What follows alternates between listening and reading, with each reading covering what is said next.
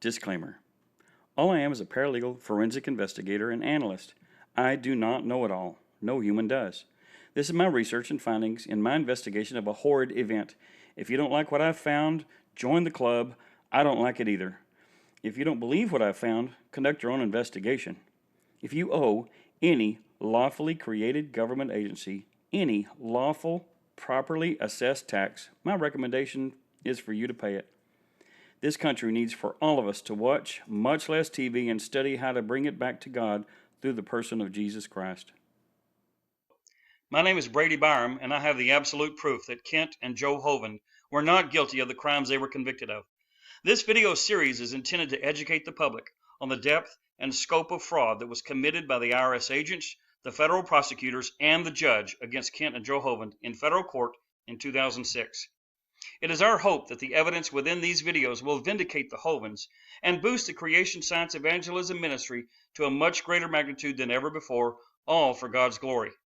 To acquire the proof of their innocence and the proof of the fraud committed against the Hovinds and all of the other supporting information to these videos, please visit KentHovindinnocent.com. This is a very complex issue. This was no traffic ticket that was filed against the Hovinds. Kent Hovind was accused, indicted, prosecuted, convicted, and sentenced for 58 federal felonies. Kent's wife, Jo, was convicted on 45 counts. I want to state up front that my work is only for Kent and not Jo, as I have not spoken with her, nor have I sought her permission to help Kent. Since I began this work, Jo has now divorced Kent, and it may be that she does not want to acknowledge or agree that my work for Kent is also for her.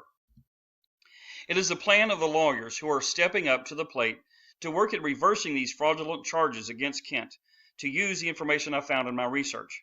Theoretically, whatever work I help prepare that gets filed by the lawyers could inure to Jo's benefit, and possibly her convictions could be reversed as well. However, she could also choose to bifurcate herself from whatever gets filed in Kent's behalf and remain a felony convict, or she could file her own action independently.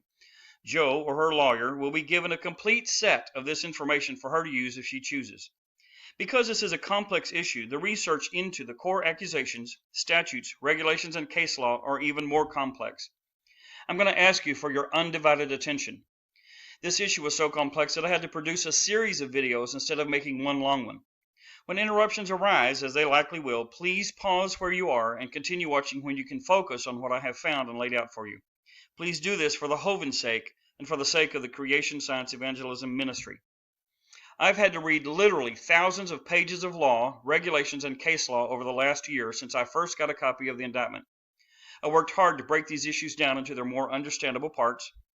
All of the videos are integral because all of the contents of the indictment are interconnected. That is why you simply must watch all of them in their entirety to fully understand. I had to separate the indictment into 4 major parts and analyze them individually, find the fraud, and then prepare this presentation for your viewing. I am not a lawyer and do not pretend to be. I am just a legal researcher. I do what I like to call forensic analysis of the law by digging into the word usage and legal definitions and backtracking and following links, qualifiers, and sources back to the legislative intent to find out the reason the law was written. Am I an expert? I don't use that title. But I like to be thorough, and I believe that I've put these issues into common, understandable, bite-sized pieces in a down-to-earth mode for you. If you love Kent Hovind, and if you love his Creation Science Evangelism Ministry, and especially if you used to follow his ministry but stopped because of the charges and convictions, I beg of you to give this research your full attention as soon as you possibly can. Despite the 10 years that have passed since this horrible series of events began, I firmly believe that there are some things that can still be done to reverse the fraud that I'm convinced was intentionally planned, orchestrated, and implemented against the Hovinds. I'm honored to be the one man who has likely studied the most on the Hovind case, and also to be the one to bring you what I have found. If there's anybody who has been truly not guilty of the crimes charged against him, I firmly believe it is the Hovinds, based solely on my research in their case and the law.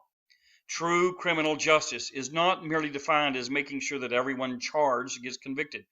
True justice demands that the innocent also go free. By the best accumulated estimates of those who make a career of reversing false convictions committed against those who have been falsely accused, approximately 14% of all convicts are absolutely innocent, yet the justice system stuck them in the sausage grinder anyway.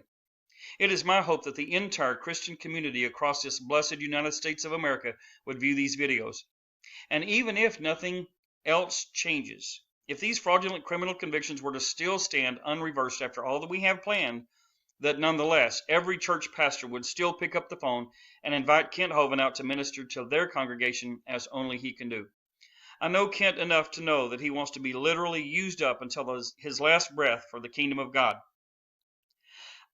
I know Kent Hovind enough to know that he wants to be literally used up until his last breath for the kingdom of God by lifting up the name of Christ with the talents and skills that he has been blessed with. In these 8 videos, you are going to learn what they indicted the Hovinds for, legal terms that apply to this case, federal case law that applies to this case, federal statutes that were charged against the Hovinds, federal regulations that correspond with the statutes, some portions of the United States Constitution, the scope of the fraud committed against the Hovinds, what can possibly be done about it now after 10 years, and how you can help Kent in Creation Science Evangelism. You need to see the 31 reasons why Kent was not guilty of the 12 counts of the charges of failure to withhold. You need to see the 8 or more reasons why Kent and Joe were not guilty of the 45 counts of the charges of structuring. You need to see the 5 or more reasons why Kent was not guilty of the 1 count of the charge of interfering with the IRS. And you also need to see the 6 reasons why the criminal asset forfeiture of over $1 million worth of ministry assets of Dinosaur Adventureland and the buildings and homes was totally unlawful. Here's the overview of the 8 videos. Number 1 is this introductory summary video. Number 2 is the legal terms in 8 federal and United States Supreme Court case laws. Number 3 covers counts 1 through 12 of 26 U.S.C. 7202, willful failure to collect or pay over tax. Counts 13 through 57 is video 4. That's 45 counts of 31 U.S.C. 5324 A3 and D, and 31 U.S.C. 5313, and 31 CFR 10311, and 18 U.S.C. 2, and that's all called structuring. And then count 58 is video 5. That's 1 count of 26 U.S.C. 7212A, interference with the IRS. And number 6 is criminal forfeiture of the property, 18 U.S.C. 982 and 31 U.S.C. 5317. Number 7 is what we think and hope these videos will accomplish. And number 8, what we want you and every other person who is willing and able to do. The date of the indictment was 7/11 of 2006. The case number against him was 3:06-CR83/MCR. The MCR is the Judge Margaret Catherine Rogers. I've got 4 major video parts. That's A, B, C, and D. The 4 major parts are video 3, that's count 1 through 12. Video 4 is counts 13 through 57. Video 5 is count 58, and video 6 is the criminal forfeiture. We are asking for your help to vindicate Kent. The DVD package contains all 8 videos that show the facts of the Hovinds' innocence and the intricate details of the fraud that was used to convict him, and the steps that you can follow through to help clear his name and to assist Kent in reversing the charges and potentially being compensated for the horrible damages they caused him. We will be providing a CD that has all of the cover letters, the sworn affidavit of criminal complaint, and both the judicial and DOJ 2-page official complaint forms, hopefully in both Word and PDF to accommodate more supporters. Or we will be providing all of the cover letters, the sworn affidavit of criminal complaint, and both the judicial and DOJ 2-page official complaint forms in Word and or PDF in the website KentHovindinnocent.com, so that you can open them, adjust them as needed, and print them out. We will also be providing all of the full sequential written instructions on exactly what to do, and those will be on the CD and or the website in addition to them already being on video number 8. Please order the Innocence DVD package and send your donation to CSE 488 Pearl Lane, Repton, Alabama 36475, as is posted on the official Kent Hovind website of 2peter3.com. Howdy folks, this is video number 2 of 8. I decided to teach you about the legal terms and the case law first, because videos 3, 4, 5, and 6, which are my forensic analysis of the 4 parts of the indictment and its statutes and their regulations, all have content that are affected by those terms they use in the holdings of the case law. While this is akin to the undesirable teaching method of throwing someone into water to teach them how to swim, we simply must start somewhere. If you were to watch any of those 4 videos first without this new knowledge of the terms and case law, your lack of information of all those essentials would prevent you from seeing the fraud in the scope and degree that it actually exists. Let's get into the legal terms first, and then the case law that directly affects the issues of the case. The first legal term that I want you to know is fraud. The second legal term that I want you to know is a Latin term called stare decisis. The third term I want you to know is a Latin phrase, in para materia. The fourth set of legal terms I want you to know is color. Color of law, color of office, color, and colorable. The fifth term I want you to know is vagueness doctrine and void for vagueness. And the sixth legal term I want you to know is exculpatory evidence. Fraud. Fraud is an intentional perversion of the truth for the purpose of inducing another, in reliance upon it, to part with some valuable thing or to surrender a legal right. It's a false representation of a matter of fact, whether by words or conduct, by false or misleading allegations, or by concealment of that which should have been disclosed, which deceives and is intended to deceive another so that he shall act upon it to his legal injury. Anything that's calculated to deceive, whether by a single act or combination, or by suppression of truth or suggestion of what is false, whether it be by direct falsehood or innuendo, by speech or silence, word of mouth or look or gesture. Fraud comprises all acts, omissions, and concealments involving a branch of legal or equitable duty and resulting in damage to another. Stare decisis. Stare decisis is the doctrine of precedent. Courts cite to stare decisis when an issue has been previously brought to the court and a ruling already issued. Generally, courts will adhere to the previous ruling, though this is not universally true. Stare decisis is Latin for to stand by things decided. The doctrine operates both horizontally and vertically. Horizontal stare decisis refers to a court adhering to its own precedent. A court engages in vertical stare decisis when it applies precedent from a higher court. Consequently, stare decisis discourages litigating established precedents and thus reduces spending. Stare decisis continued. According to the Supreme Court, stare decisis promotes the even-handed, predictable, and consistent development of legal principles, fosters reliance on judicial decisions, and contributes to the actual and perceived integrity of the judicial process. In practice, the Supreme Court will usually defer to its previous decisions even if the soundness of a decision is in doubt. A benefit of this rigidity is that a court need not continuously reevaluate the legal underpinnings of past decisions and accepted doctrines. Moreover, proponents argue that the predictability afforded by the doctrine helps clarify constitutional rights for the public. Other commentators point out that courts and society only realize these benefits when decisions are published and made available. The horizontal and vertical stare decisis shown in this video establishes the following precepts. Number 1, statutes, to be enforceable, must have a self-executing clause within them, or they must have matching enforcement regulations written by the executive branch officials in charge of each particular element of the topic being legislated. In this case, that official is the Secretary of the Treasury. Number 2, those regulations must be specific, and when they are, they only apply to those elements described and are not to be expanded beyond their legislative intent of Congress and the regulatory intent of the Secretary. I'm shortly going to walk you through a set of 8 federal and Supreme Court cases that provide horizontal and vertical stare decisis holdings, where the newer cases refer back to and rely on older holdings that will not only show you, 1, who the statutes are to be applied to by their activity, but also show, number 2, that statutes without matching implementing or enforcement regulations cannot be lawfully enforced against anyone, and show, number 3, for those statutes that have them, even the intent of the regulation must be met to be lawfully prosecutable against a defendant. So what if someone challenges the validity or applicability of the holdings that provide vertical stare decisis because they're from some other circuit, say, than that of Florida? Well, I would want to go to the U.S. Constitution to settle it. The U.S. Constitution says that Article 4, Section 1, quote, full faith and credit shall be given in each state to the public acts, records, and judicial proceedings of every other state, and the Congress may, by general laws, prescribe the manner in which such acts, records, and proceedings shall be proved, and the effect thereof, end quote.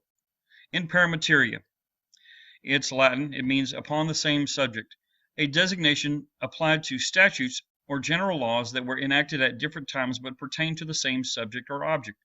Statutes in paramateria must be interpreted in light of each other, since they have a common purpose for comparable events or items. It means upon the same matter or subject. Statutes in paramateria are to be construed together. That's Bouvier's Law Dictionary.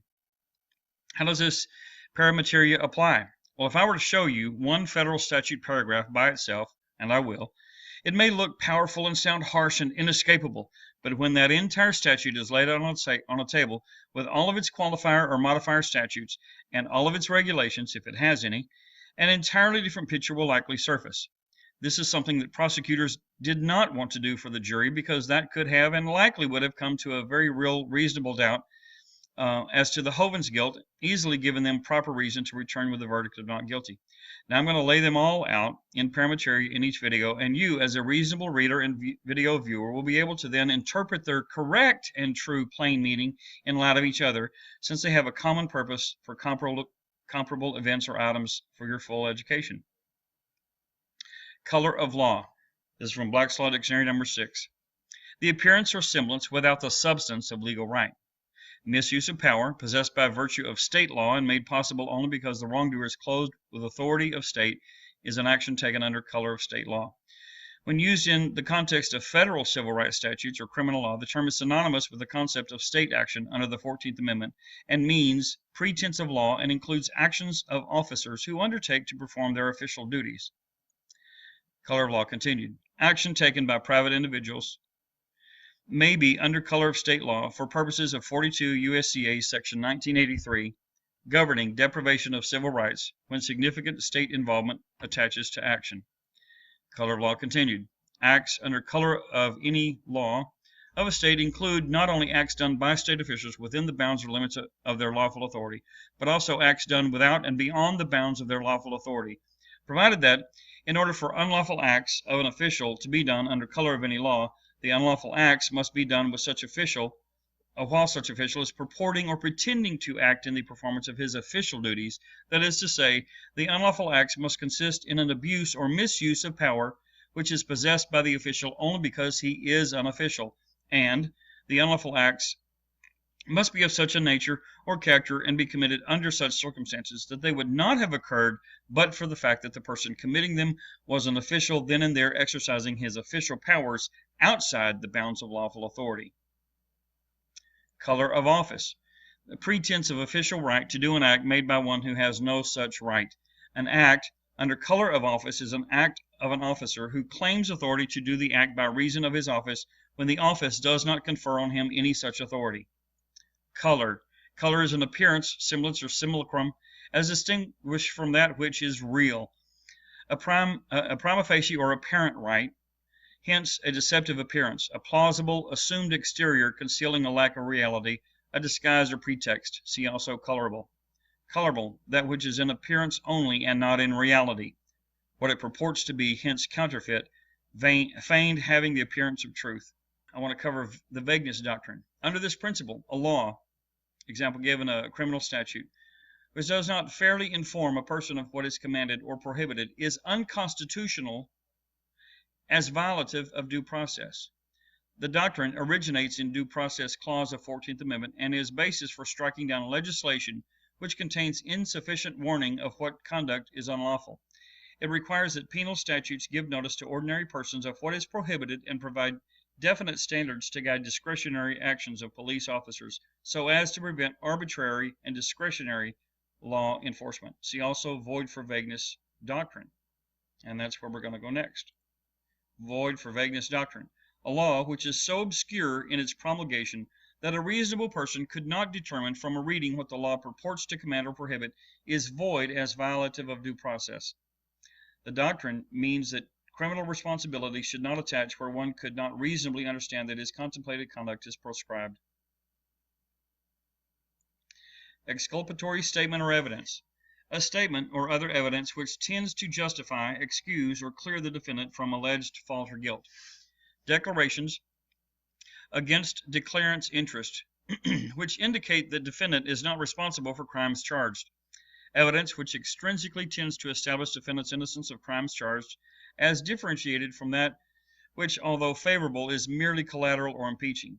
For purposes of rule constraining state from disposing of potential exculpatory evidence, is evidence which clears or tends to clear the accused person from alleged guilt.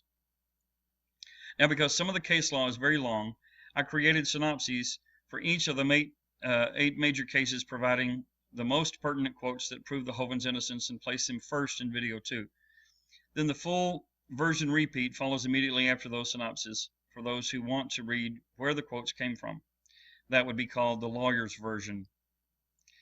So the next 56 PowerPoint panels will be that shorter version, and when you get to the end of those synopses, you can move to the next video, or if you want to read the longer version and read the text I pulled the quotes and wrote the synopsis from, then just continue watching this video all the way to its end. All right, 24, the drug war early legislation. This began in the 1970s. One main aspect of the drug war was to create banking statutes and regulations that would detect and inhibit the outflow of money from America to keep the cartel's funds from bankrolling the manufacturing and importing of more illegal drugs back into America. This is from Public Law 91-508, and the source of this is Internal Revenue Manual 4.26.5.2. This is a chart that shows what those laws was trying to prevent. There's the United States, money flowing out to Mexico, Central America, and South America that was then funding more drugs to be manufactured and shipped back into America. As a result of this initial legislation called the Anti-Money Laundering Act, banks were having to do something brand new, and that was to fill out and file a currency transaction report, otherwise known as a CTR, and this document for every transaction over $10,000. Now, Congress had no idea what they were about to bite off into. Here's a quote directly from Internal Revenue Manual 4.26.5.2.3. Quote, as a result of the millions of CTRs being filed, mostly by banks, on legitimate business activities, Congress then directed Treasury to research the uses made of the BSA, that's the banking security laws made of the BSA reports. Legislative focus then shifted from reporting all transactions to reducing through exemptions the number of CTRs filed, and to then require reports on suspicious transactions known as suspicious activity reports, SARs. So Congress, after passing the initial legislation, got a flood of millions of CTRs in, and they said, whoa, back up. We need to write, we're ordering you, the Secretary, to create exemptions to the these currency transaction reports and eliminate most of them, because we only are curious about the suspicious transactions that we can find, and then curtail the drug the drug cartels, try to suppress their outflow of funds. So Congress had to adjust their desire for information down from too much in the flood of millions of CTRs, currency transaction reports, by ordering the Secretary to write regulations that would exempt the millions of normal, regular, domestic businesses that were not involved in the illegal drug trade. It is those exemptions that I've had to find, organize, and prepare, and the result of my work will be shown shortly in video number 4. It is those same exemptions that the Hovind prosecutors did not want the jurors to ever learn about, to block their ability to formulate any reasonable doubt. Next is the USA Patriot Act, Public Law 107-56. Later, after 9/11, it was learned that some of the terrorist pilots paid for their training here in America with large quantities of cash. The banking statutes plan was adjusted to also inhibit large quantities of untraceable cash from coming into America, which was oppositional to the way it had been with the drugs, from foreign countries to fund domestic terrorism. And the source for this information is coming from the Internal Revenue Manual 4.26.5.2. So I'm not making any of this stuff up. It's right there for anybody to go look up. These were the legitimate reasons for the laws: to suppress money from going out, illegal drugs from coming in, and to curtail foreigners from funding illegal acts committed here. The banking statutes were not being written by Congress, and Congress was not delegating authority and ordering the Secretary to write regulations for the suppression or destruction of ordinary lawful businesses. that happen to grow and reach close to the level of regular normal deposits and withdrawals of the designated marker quantity of $10,000, nor were they ever intended to suppress or interfere with ministries that grew until the donation deposits and common withdrawals to pay the ministry bills happened to reach near the marker level trigger amount. As of the last few years, the IRS has been ordered to disgorge millions of dollars worth of assets and cash that they have been seizing under the auspices of structuring when the businesses were not involved in any illegal activity and had only grown in normal business operations until they reached the level of bank deposits and withdrawals that was near this $10,000 marker. The IRS is having to give it all back to the hundreds of companies that they had unlawfully seized it from. The Hovind case may have been on the very front end of those illicit seizures, and Video 7 covers this issue. Next, I want you to learn some case law to see what kind of vertical stare decisis holdings have an effect on the Hovind case. All of the bold, underline, and font size emphasis is mine to draw your attention to it. In order, they are U.S. versus Reinis, U.S. versus Espriella, U.S. versus Varbel, U.S. versus Anzalone, U.S. versus Richter, U.S. versus $200,000, California Bankers Association versus Shultz, and U.S. versus Mersky. We will have to cover them, starting with the most recent case, and go backwards to each of the cases that are referred to and relied upon, to see how and why each court uses their own horizontal and how they use vertical stare decisis. The cases that each case refers to are as follows. 1. The Reinis case refers back to Espriella, Varbel, Richter, $200,000 in the California bankers cases. The Espriella case refers back to Varbel, Anzalone, and the California bankers case. Number 3, the Varbel case refers back to Anzalone and the California banker case. Number 4, the Anzalone case refers back to the California bankers case. Number 5, the Richter case refers back to the $200,000 case. Number 6, the $200,000 case refers back to California bankers. Number 7, the California Bankers Association versus Shultz case refers to many other cases that helped the court come to its decision, but they are not in this study list. And then finally, number 8, the Mersky case is the oldest case that I could find that shows the necessity of statutes to have applicable matching, implementing, or enforcement regulations. And of course, Mersky was not a banking case, so it was not referred to by any of them. Okay, folks, this is a chart that shows the reference back pattern. The Reinis case refers back to Espriella and Varbel and Richter and California Bankers Association. Varbel refers back to Anzalone. Espriella refers back to Varbel and Anzalone. From there, each one of them flows back to California Bankers Association. That's one of the landmark cases that I'm going to be using. And Mersky wasn't a banking case and wasn't referred to by these, but it's relevant because of what the Supreme Court had to say about this. Okay, this is a synopsis of the Reinis case. Mr. Reinis ran a money laundering operation. On different days, he and his agents paid cash to buy hundreds of cashier's checks from various banks that they did not have bank accounts in. Each of the checks were for less than $10,000. The federal prosecutor said that the purchases were structured to avoid the requirements of the Reporting Act.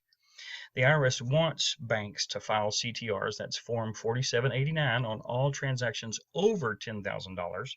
There's not a form for reporting anything under $10,000. The Secretary of the Treasury has not made any regulations requiring reports by the customers. The court used its own horizontal stare decisis in the case of U.S. versus Varbel from 1986. The Varbel court ruled that no customer is required to inform the bank of why they want any amount of transaction. Therefore, there is no concealment in violation of the law, and not telling the bank does not cause the bank to commit any crimes either. Then the Reinis court referred to its own horizontal stare decisis in the case of U.S. versus Espriella, where they ruled that in each currency transaction less than $10,000, there could be no conspiracy to violate the law. Now, this is one of the key points I want you to know, I want you to pay attention to, especially these next couple of panels, because they're key turning points in the proof that the Hovinds are not guilty. The federal prosecutors had claimed Form 4789 required the bank to treat these multiple transactions as a single transaction and report them. But the court countered that claim by relying on and quoting from the U.S. versus Richter case, which ruled that the Form 4789 was never validated as a legitimate government form per another law, the Administrative Procedures Act. Therefore, no one could be lawfully required to fill one out. banks, this is what the courts ruled, it's not my opinion, banks file 4789s as a courtesy, not by law. I want you to think about this for a minute. If there's no lawful requirement for the form, then there can be no violating the form for it having not been filed. There can be no violation of structuring if the form is not filed. And since there's no requirement, then there's no guilt in acquiring cash from a bank for less than $10,000. Let's move on. Then the Reinis court went on to quote from the California Bankers Association versus Shultz case that repeats this premise that Form 4789 was invalid for not having been published properly first. The Reinis court quoted further from the California Bankers case, where that court held that the criminal penalties for failure to report currency transactions can attach only upon violations of regulations written by the Secretary of the Treasury, not of the statute. Now, since the bank in Reinis did not violate the law by failing to treat the multiple transactions on the same day as a single transaction, then Mr. Reinis cannot have been guilty of any of the offenses for which he was charged. This is from the court's opinion. And the appeals court reversed Mr. Reinis' conviction and let him free. Since Mr. Reinis quoted from Espriella first, that case is up next. So here's a synopsis of the Espriella case. This case is a consolidation of appeals from Mr. and Mrs. Espriella, Ms. Cairo, and Mr. Chapoy, who were all acting as smurfers for Mr. Ronderos, who was laundering millions of dollars in illegal drug cash. They were using cash to buy cashier's checks, all for under $10,000 each. After they were caught, they all entered conditional guilty pleas and they all appealed. All defendant appellants claimed they broke no banking, conspiracy, concealment, or aiding and abetting laws because all of their purchased checks were under $10,000. The appeals court agreed and reversed their conviction on those counts. Mr. Ronderos, his charges arising from his purchase of cashier's checks under $10,000 were also reversed, but he had two other charges that none of the others were charged with, and that he alone stayed in prison for. And what follows is the best quotes from the Espriella case. The precise question at issue was recently considered by this court in United States versus Varbel. There we held that the plain language of 31 U.S.C. section 5313 and accompanying regulations made clear that CTRs, that's at Form 4789, were required only of financial institutions and only when the currency transactions involved $10,000 or more, quoting from United States versus Anzalone. We also held that because the individual transactions involved were perfectly legal, notice the language, folks, there could be no violation of 18 U.S.C. 2, aiding and abetting a violation of 31 U.S.C. section 5313, or 18 U.S.C. section 1001. And that one is fraudulent concealment of a material fact concerning a transaction within the jurisdiction of a federal government agency. And that's quoting from Varbel. We think it equally clear from Varbel that where each currency transaction involves less than $10,000, there can be no conspiracy under 18 U.S.C. 371 to violate section 5313. The court ruled, of course, here's a quote, of course, money laundering itself is not a crime. The court also ruled, because we find that the currency reporting requirement of 31 U.S.C. section 5313 do not apply to multiple transactions, each involving less than $10,000 but aggregating to more than $10,000, we reverse the convictions of appellants Antoine Espriella, Margaret Cairo, Alberto Espriella, and Pablo Chapoy. Now, that ruling directly above clearly shows the Hovinds committed no crime in making 45 withdrawals because they were all under $10,000. And you're going to see later in the indictment that fact. Now here's a synopsis of U.S. versus Varbel. Varbel and others were laundering money for a drug cartel. They were convicted of wire fraud, conspiracy, and concealing material facts. Varbel appealed by stating that they committed no crimes. The appeals court agreed and reversed their convictions, ruling the following paraphrased holdings. All of the bank transactions were under $10,000, thereby making them all 100% legal, like the 45 Hovind accusations. There is no regulation that requires any bank customer to report or file anything for any transaction. People should not be sent to prison in America for vague statutes. There is no 5313 statute language dealing with transactions less than $10,000. The court then cites from the Anzalone case. Vague laws being used to prosecute people violates the Fifth Amendment due process clause. The court admits that the government created the ambiguity by neglect. No Varbel defendant violated 18 U.S.C. 2, 1001, or 1343 because they were not aiding and abetting any crime, nor were they concealing facts or information by not reporting on their own action. They were not guilty. Kent and Joe were charged with this 18 U.S.C. 2 for Kent having Joe go get cash to operate the ministry, and therefore they too are not guilty of violating 18 U.S.C. 2. And you're going to see that in the indictment where they charge that. This is a synopsis of the U.S. versus Anzalone case. Let me tell you a little bit about this. Initially, I wasn't sure if this was going to be a good case when I just caught a little brief note in another case about it. But when I read the Anzalone case, I just couldn't believe it. It was amazing. So here we go. Mr. Anzalone was charged with 18 U.S.C. 2, aiding and abetting others to commit crimes, and 18 U.S.C. 1001, concealing information for buying cashier's checks for less than $10,000 from banks and not reporting to the bank why. This appeals court ruling rips into the court and prosecution for violating Mr. Anzalone's Fifth Amendment rights by prosecuting him for vague statutes for the non-crime of buying cashier's checks under $10,000 and not telling anyone why he wanted them. The court ruled that communists prosecute beyond the letter of the law, and that should not happen in American courts. The court cites U.S. versus Bass in the following awesome statement. Where there is ambiguity in a criminal statute, doubts are resolved in favor of the defendant. My note is not the prosecutor. The court says if there's any vague statutes out there, the doubts have to be resolved in favor of the defendant. And then the court ruled, we can find nothing on the face of either the Reporting Act, that's the act passed by Congress, or its regulations, or in their legislative history to support the proposition that a structured transaction by a customer constitutes an illegal invasion of any reporting duty of that customer. This exculpatory truth was hidden from the Hovinds grand jury and trial jury. The court further ruled that the regulations do not specifically prohibit dividing a large transaction into several smaller transactions to circumvent the reporting requirement. Now think about this. The regulations do not specifically prohibit dividing a large transaction into several smaller transactions to circumvent the reporting requirement.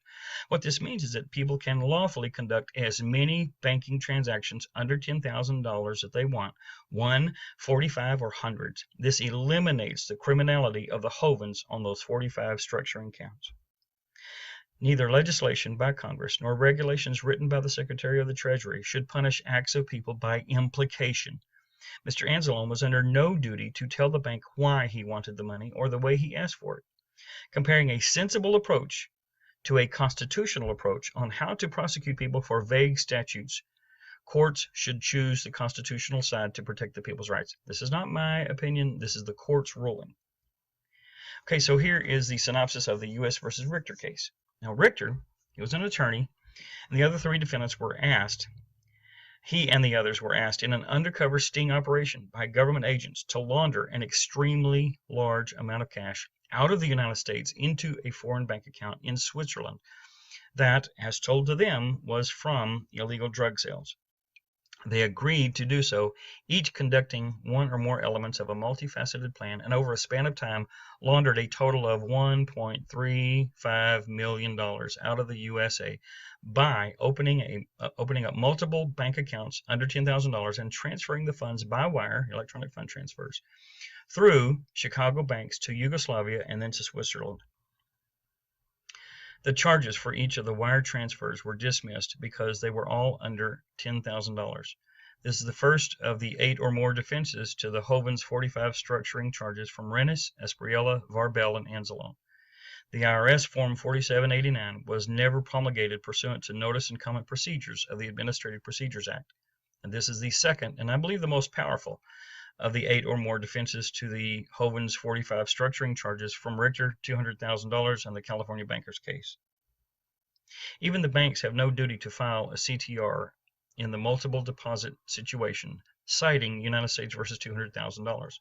The other charges were taken to trial, but these dismissals of criminal charges prove that no one can lawfully be held to penalties when the form has not been properly published according to other laws. Now, this is the synopsis of the U.S. versus $200,000. Mr. Palzer arrived from the Cayman Islands by plane into the Miami airport. He had $200,000 hidden and taped to his body under his clothing. The customs officials checked to see if Mr. Palzer had declared his hidden $200,000 on IRS Form 4790, which is more detailed than the IRS Bank Form 4789, and found that he had not done so. So the customs officials confiscated the cash and filed for court approval to keep the cash. Mr. Palzer challenged the action. The court ruled that because the IRS Form 4790, like the 4789, had not been published properly according to another federal law, then penalizing Mr. Palzer with the cash seizure deprived him of due process. The court further clarified that when these forms, like the banking 4789 and 4790, are not published properly according to law, they are a nullity. They are invalid. The court ruled that forfeiture requires strict construction because of its harshness and severity in scope. The court quoted from the California Bankers case by stating that the Supreme Court of the United States held that the Bank Secrecy Act is not self-executing. And what that means is that the Congressional Act, the statute, has no language within itself that allows or enables it to be enforced without regulations passed by the Secretary of the Treasury. And because the IRS did not follow other federal laws, then the form is a bootleg form, meaning no one should be penalized for not completing one. Now, since the rule created by Form 4790 is void and invalid with respect to claimant Palzer, the motion to dismiss amended complaint is hereby granted without prejudice. Mr. Palzer won. And this is a synopsis of the California Bankers Association versus Shultz. The California Bankers case is a consolidation of 3 opposing appeals in Northern California that was appealed up to the United States Supreme Court. The Supreme Court ruled numerous things, including banks are corporations and thus have no constitutionally protected rights. No corporation can claim or defend rights for you. The federal government has the authority to require banks, through regulations of the Secretary, to keep records and to report transactions to the IRS when the banks transfer more than $10,000 out of the USA on their customers' orders. The Supreme Court ruled, we think it's important to note that the Act's civil and criminal penalties attach only upon violations of regulations promulgated by the Secretary. If the Secretary were to do nothing, the Act itself would impose no penalty on anyone. Let me take a little sidebar and tell you this. The prosecutors do not want you to know this. The prosecutors want the people to believe that whatever they say and point out in just a statute is the only thing necessary to convict someone and send them to prison. But the Supreme Court here is declaring oppositional to that position by the prosecutors. And that is this. You can only go to prison for a violation of regulations. And of course, regulations that apply, and we're going to find that out shortly. The regulations do not compel or prohibit any customer to conduct their transactions in any way or to report their acts to any entity. Think about this. The regulations do not compel or prohibit any customer to conduct their transactions in any way or to report those acts to any entity. The regulations completely exempt transactions between a bank and their established customer, like the Hovinds, maintaining a deposit relationship in amounts commensurate with the customary conduct of the business, industry, or profession of the customer concerned from the reporting requirements. I did find one other case that was not referred to by the Reinis, Espriella, Varbel, Anzalone, and Richter cases, but that did rely on the California case called Murphy. In the case of U.S. versus Murphy, the court said, the Reporting Act is not self-executing. It can impose no reporting duties until implementing regulations have been promulgated. See California Bankers Association versus Shultz. This ruling of Murphy cites the California Bankers case, and the court affirmed the dismissal of the indictment by the district court that had been filed against Mr. Murphy. Quote, the regulations exempt from the reporting requirements transactions with an established customer maintaining a deposit relationship in amounts commensurate with the customary conduct of the business, industry, or profession of the customer concerned. This is the court's explanation of the regulations that provide the third and fourth defenses to the 45 structuring charges against the Hovinds. Okay, so now is a synopsis of the U.S. versus Mersky case. This is very interesting, at least to me. I hope you find it interesting as well. In the late 1950s, Mr. Mersky earned money by importing violins from Germany. By this time, the Soviets had split the nation of Germany into East and West Germany, taking over the East. Mr. Mersky's violin makers were in the East Side, and so he traveled there, bought 10 violins, imported them to America, paid the tariff on them, and then removed the stickers that said they were made in the USSR. He then replaced them with a sticker that said they were made in Germany to get a higher price for them when they sold. When this was discovered, the federal prosecutors either lacked the capacity to think critically, or they just wanted what they thought would be a slam dunk conviction for their gold board, because most people, about 95%, buckle and plea out to felony charges. So they filed their charging instruments against Mr. Mersky, and in a rarely used parallel set of procedures that existed then, the case, before trial, went before the United States Supreme Court for a determination of whether the case should actually go to trial. The federal statute 19 U.S.C. 1304 actually had a matching enforcement regulation that together prohibited the removal of stickers of origin, and Mr. Mersky had in fact done that act for all 10 violins.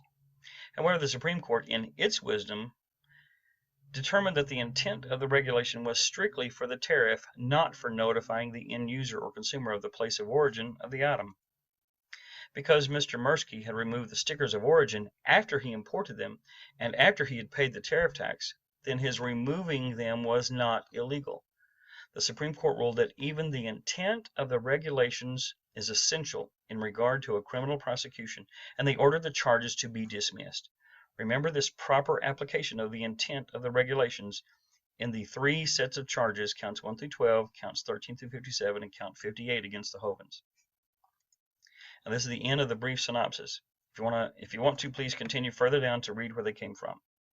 I'm going to continue on from here for what I would call the lawyer's version. So here we begin again with the U.S. versus Reinis. And the first case I want you to learn is the U.S. versus Reinis case, located in the law books online at 794 Fed 2nd 506. That's book 794 in the Federal Second Series, starting on page 506. It's very short and to the point. Here it starts at paragraph 5, quoted in the next panel. Reuben Reinis was convicted of aiding and abetting a bank's failure to report currency transactions as required by 31 U.S.C. Section 5313, the Reporting Act, in violation of 18 U.S.C. 2, conspiring to violate the Reporting Act in violation of 18 U.S.C. 371, and causing concealment of a material fact from the Internal Revenue Service in violation of 18 U.S.C. 1001. We reverse. Now let's read why the courts reversed his conviction, which shows the court's reasoning and reliance on stare decisis. Paragraph 6 lays out what Mr. Reinis and others were actually doing that made the prosecutors push for conviction in the first place. Reinis ran a money laundering operation. On several different days, he and his agents paid cash to purchase cashier's checks from various banks. Each of the checks was for less than $10,000. The government prosecutor contended that the purchases were structured to avoid the reporting requirements of the Reporting Act. Next is paragraph 7. Watch the wording. The Reporting Act provides that when a domestic financial institution is involved in a currency transaction in an amount the Secretary of the Treasury prescribes by regulation, the institution and any other participant in the transaction the Secretary may prescribe shall file a report on the transaction at the time and in the way the Secretary prescribes. Notice as 31 U.S.C. 5313. This is what they charged against Kent and Joe both. The Secretary has promulgated regulations to implement the Act. One of them, 31 CFR Section 103.22a, requires financial institutions to file currency transaction reports when they participate in transactions involving more than $10,000. The Secretary has not promulgated a regulation requiring reports by other participants in currency transactions. In paragraph 8, the court relies on their own horizontal stare decisis holdings that they ruled on earlier that year. In United States versus Varbel, we held that the Reporting Act and its regulations do not impose a duty on a participant in a currency transaction with a bank to inform the bank of the nature of the transaction. Since a participant has no duty to report, there could be no concealment in a violation of 18 U.S.C. 1001, and a participant could not aid and abet a bank's failure to report currency transactions when there was no evidence that the bank had knowledge of the nature of the transaction. Now, the Hovinds were not charged with 18 U.S.C. 1001 like Mr. Reinis was. This case may be the reason why the prosecutors decided not to charge Kent and Joe with that. But the court is laying down some more horizontal stare decisis foundation here. Let's continue to paragraph 9. In United States versus Espriella, petition for rehearing pending, we further held that where each currency transaction involved less than $10,000, there could be no 18 U.S.C. 371 conspiracy to violate the Reporting Act. Here, the court is relying on another case ruled a little after Varbel, called the Espriella case, and they ruled that where each transaction was under $10,000, there could be no violation of 18 U.S.C. 371. This may also be why the prosecutors did not charge Kent with 18 U.S.C. 371 conspiracy, because none of the Hovinds withdrawals were at or over $10,000, as you will soon see. Next is the first part of paragraph 10. Reinis never personally purchased cashier's checks totaling more than $10,000 from any banking location on any given day. However, on 10 different days, Reinis and his agents purchased cashier's checks totaling in excess of $10,000 from the same bank. In other words, 4, 5, 6 people might have gone to the same bank, but no individual person went back more than once on any given day. Okay, so Mr. Reinis had control of or access to a large quantity of cash here in America, and the cash was separated into smaller quantities, and several people were purchasing several cashier's checks from one bank. Now, I don't know if Mr. Reinis was mailing out those multiple cashier's checks to someone in a foreign country, but that is one of the common methods of supporting the drug cartels, where someone in a foreign country receives and cashes the checks or money orders, keeping a small portion for their fee, and funneling the largest portion back to the cartel so that the cash can then be spent to pay for labor, raw materials, drug manufacturing, and shipping materials and transportation. Continue at the long paragraph 10, quote, the government prosecutor contends that instructions in the currency transaction reporting form, that is Form 4789, required the bank to treat these multiple transactions as a single transaction and to report them, end quote. Next quote, multiple transactions by or for any person, which in any one day total more than $10,000, should be treated as a single transaction if the financial institution is aware of them, end quote. Next is a screenshot of the top of page 1 of the former Form 4789, now called FinCEN Form 104. Now they have changed the name of it. Notice here it says formerly Form 4789, and it's now called the Currency Transaction Report Form 104. But this also still has not been published according to the APA. That is what the prosecution contended, but now read what the court next held and see what they ruled on to make their decision. Continuing further in paragraph 10. Form 4789, however, was never promulgated pursuant to the rulemaking requirement of the Administrative Procedures Act 5 U.S.C. Section 553, and they cite U.S. versus Richter here. So what does this Richter holding mean? The IRS's Form 4789 had never been published in the Federal Register as required by another federal law, the APA, in Title V. And because of that, it was and still is a bootleg form, and therefore no one could lawfully be held liable for not completing and filing one. And they cite the source from a court in another circuit, apparently using that U.S. Constitution, Article 4, Section 1, full faith and credit allowance. Notice I qualified my statement above with lawfully. Okay, no one can lawfully be held liable for not completing and filing one. But without the form being valid, and thus there is no lawful requirement to file it on any transaction, then there can be no criminality for anyone at all, ever, under any circumstance, to be convicted of structuring. Now think about this. The form is invalid. Therefore, since it's invalid, there is no lawful requirement for them to file it. Therefore, no one can be lawfully convicted of structuring a transaction to either intentionally or unintentionally cause them that causes a bank to not file the form because it's not required. So now we are obviously going to have to go read the Varbel case, the Espriella case, and then find the site in the Richter case. The superior courts must know something, or they are relying on something that the trial court judge either was ignorant of, or they chose to disregard it by allowing Mr. Reinis to be convicted in the district court. But there is still more. Continue reading in paragraph 10. Consequently, Form 4789 is not effective as a regulation. See United States versus $200,000 in United States currency, and that's 590 Fed Sup 866. Please also note this Southern District Florida Court is in the 11th Circuit. So it is important to know this 9th Circuit Court is relying on the holdings from the 7th and the 11th Circuits. All courts can do this, and they should do this, especially if they have no U.S. Supreme Court conformant horizontal stare decisis holdings already issued by them within their own court. Did you notice the title of that case? That in itself is kind of strange, U.S. versus $200,000. It's an asset forfeiture case. Now think about it. Prosecutors love them because they win 99% or more of them, and well, except for this one. When it's a civil or criminal case, property cannot defend itself. Property does not have rights protected by the Bill of Rights. Property cannot speak in its own behalf to proclaim its innocence. There are hundreds of cases where the U.S. either sued or criminally charged their property, like in these few examples here. U.S. versus one Ford Coupe automobile, U.S. versus one blue taffeta evening coat, U.S. versus one motor yacht, U.S. versus one Douglas A-26B aircraft, U.S. versus one pearl necklace. Must have been one expensive necklace they wanted to sue to get that. U.S. versus 83 Rolex watches, and U.S. versus 3,698.63 acres. I pulled a random sampling out of thousands of these cases. But getting back to the Reinis case that cited holdings back to the $200,000 case. This is getting better with each continuing subparagraph as it nears the end of paragraph 10. Criminal penalties for failure to report currency transactions can attach only upon violation of regulations promulgated by the Secretary. Now, this is a Supreme Court holding, folks. Now we're getting somewhere. Do you see that? Please read it again.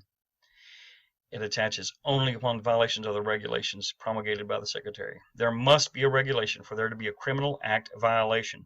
And they cite the case where it comes from. Remember this when you get to video 3. That is why this California Bankers Association versus Shultz is also in the list to learn.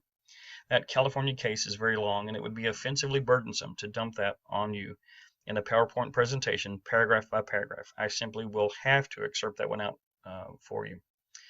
I had to read it in its entirety and study it to find the gold nuggets and their applicability. If at all possible, after you have watched all 8 of these videos and done the 8 things needed, please take some time to locate and read all of these cases in their entirety.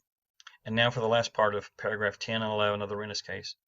As the bank did not violate the law by failing to treat multiple transactions on the same day as a single transaction, Reinis cannot have been guilty of any of the offenses for which he was charged. Paragraph 11 is the charge was reversed.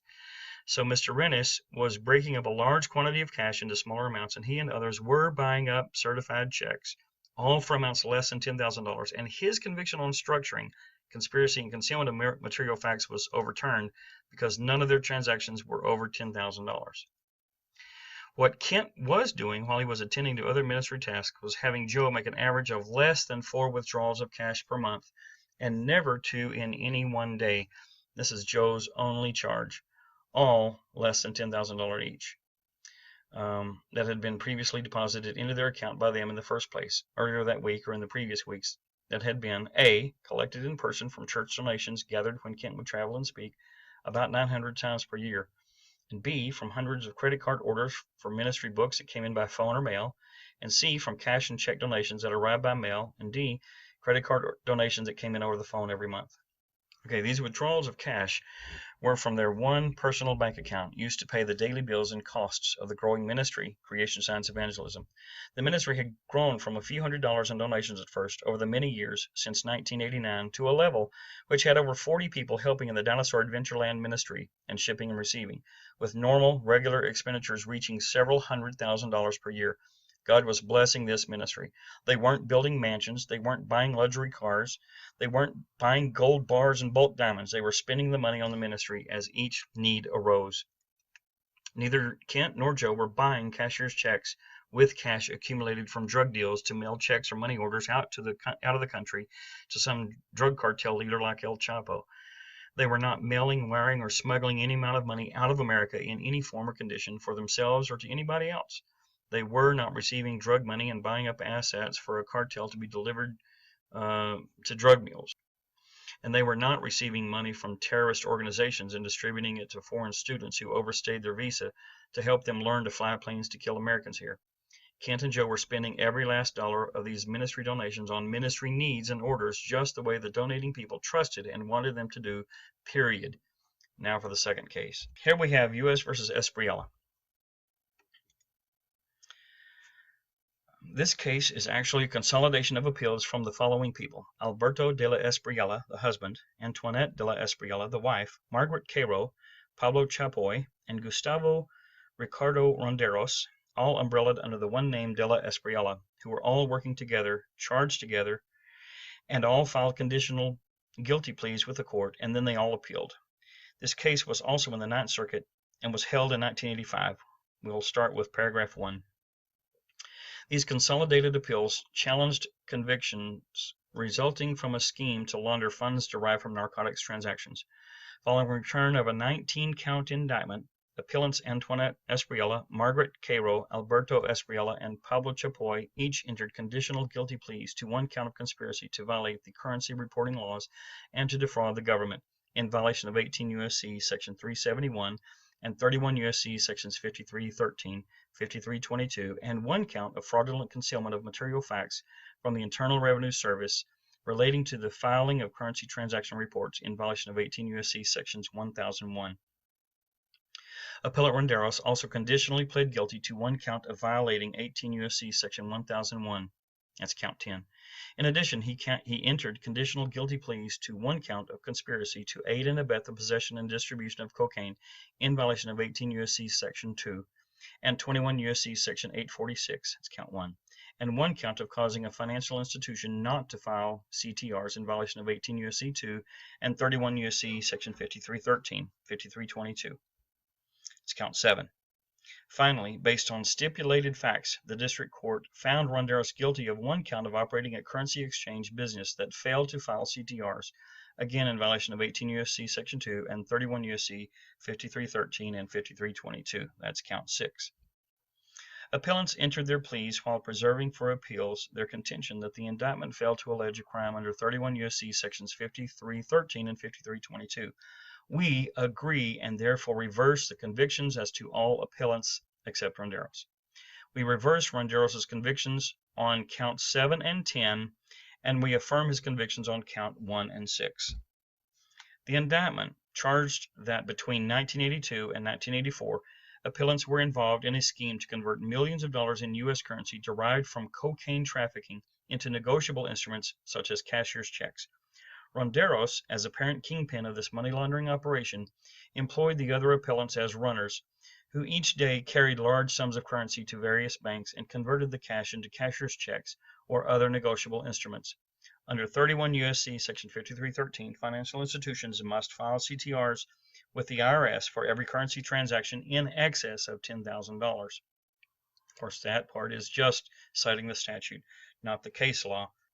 To avoid the reporting requirement, Ronderos instructed his runners to purchase cashier's checks for less than $10,000 each. Runners would often convert more than $100,000 in a given day with transactions at as many as 19 different banking locations. But the Hovinds were doing none of that. Discussion. Number 6. Appellants contend that Section 5313 does not prescribe intentional transactions restructuring of the sort engaged in here, and that the indictment therefore did not allege a crime. We review de novo the legal sufficiency of an indictment. The precise question at issue was recently considered by the court in United States versus Varbel. There, we held that the plain language of Section 5313 and accompanying regulations made clear that CTRs were required only of financial institutions and only when the currency transaction involved $10,000 or more. That's citing Anzalone. We also held that because the individual transactions involved were perfectly legal, there could be no violation of 18 U.S.C. 2 or 18 U.S.C. 1001, that's fraudulent concealment of material facts concerning a transaction within the jurisdiction of a federal government agency, citing Varbel. We think it equally clear from Varbel that where each currency transaction involves less than $10,000, there can be no conspiracy under 18 U.S.C. 371 to violate Section 5313. Remember this quote for video number 4. The individual transaction involved were perfectly legal. On the authority of the Varbel decision, we reverse all of the convictions of all appellants except Ronderos. In Ronderos' case, we reverse his convictions on count 7 and 10 of the indictment, buying certified checks from banks under $10,000. The remaining counts against Ronderos. Number 9, we still must consider Ronderos' convictions on counts 1 and 6. A. Laundering funds as aiding and abetting. 10. Ronderos first argues that an act of money laundering that occurs after the commission of a narcotics offense may not result in prosecution of the launderer as an aider and abettor of the narcotics offense. He therefore believes his conviction for conspiracy under count 1 must also be reversed. We disagree. Here and following is where the appeals court upholds the conviction on the other counts against Ronderos and their explanation why. 11. It is today well settled that a person can be liable for conspiracy because he provides a central service to a criminal venture. See United States versus Batemana. Defendant acted as lookouts. Certiorari denied. United States versus Hero Espinosa. Defendant rented motel rooms and lent co-conspirator his car. Continuing on paragraph 11, several courts have addressed laundering of illicit narcotic proceeds directly and may have concluded that such activities may be integral in the success of the narcotics conspiracy. See United States versus Orozco Prada, and U.S. versus Metz, and U.S. versus Barnes. Of course, this is paragraph 12, of course, money laundering itself is not a crime. And the mere fact that a person laundered monies derived from narcotics activities does not make the launderer part of a conspiracy to violate the narcotics laws. The government must show a sufficient link between a defendant's money laundering and the underlying drug transaction to demonstrate the defendant was a member of the conspiracy. That's Orozco Prada. Are you seeing what I found that the court said here? Money laundering itself is not a crime. Continuing with paragraph 12. In his brief before the court, Ronderos concedes that his money laundering services facilitated the movement of drug profits out of the country. By his guilty plea, Ronderos basically affirmed the government's allegation that his laundering activities occurred in concert with the underlying drug trafficking. We therefore reject Ronderos' contention. 13. B. Ronderos. Status as a financial institution. 14. Ronderos also challenges his conviction on count 6. He claims that as a matter of law, he is not a financial institution for purposes of 31 U.S.C. section 5313, and so he is not subject to the CTR filing requirements. Again, we must disagree. 15. The term financial institution is defined both by statute and regulation under 31 U.S.C. section 5312A2. The term includes various traditional financial entities, such as banks and brokerages. The statute's 21 subsections make clear, however, that the term financial institution is to be given a broad definition.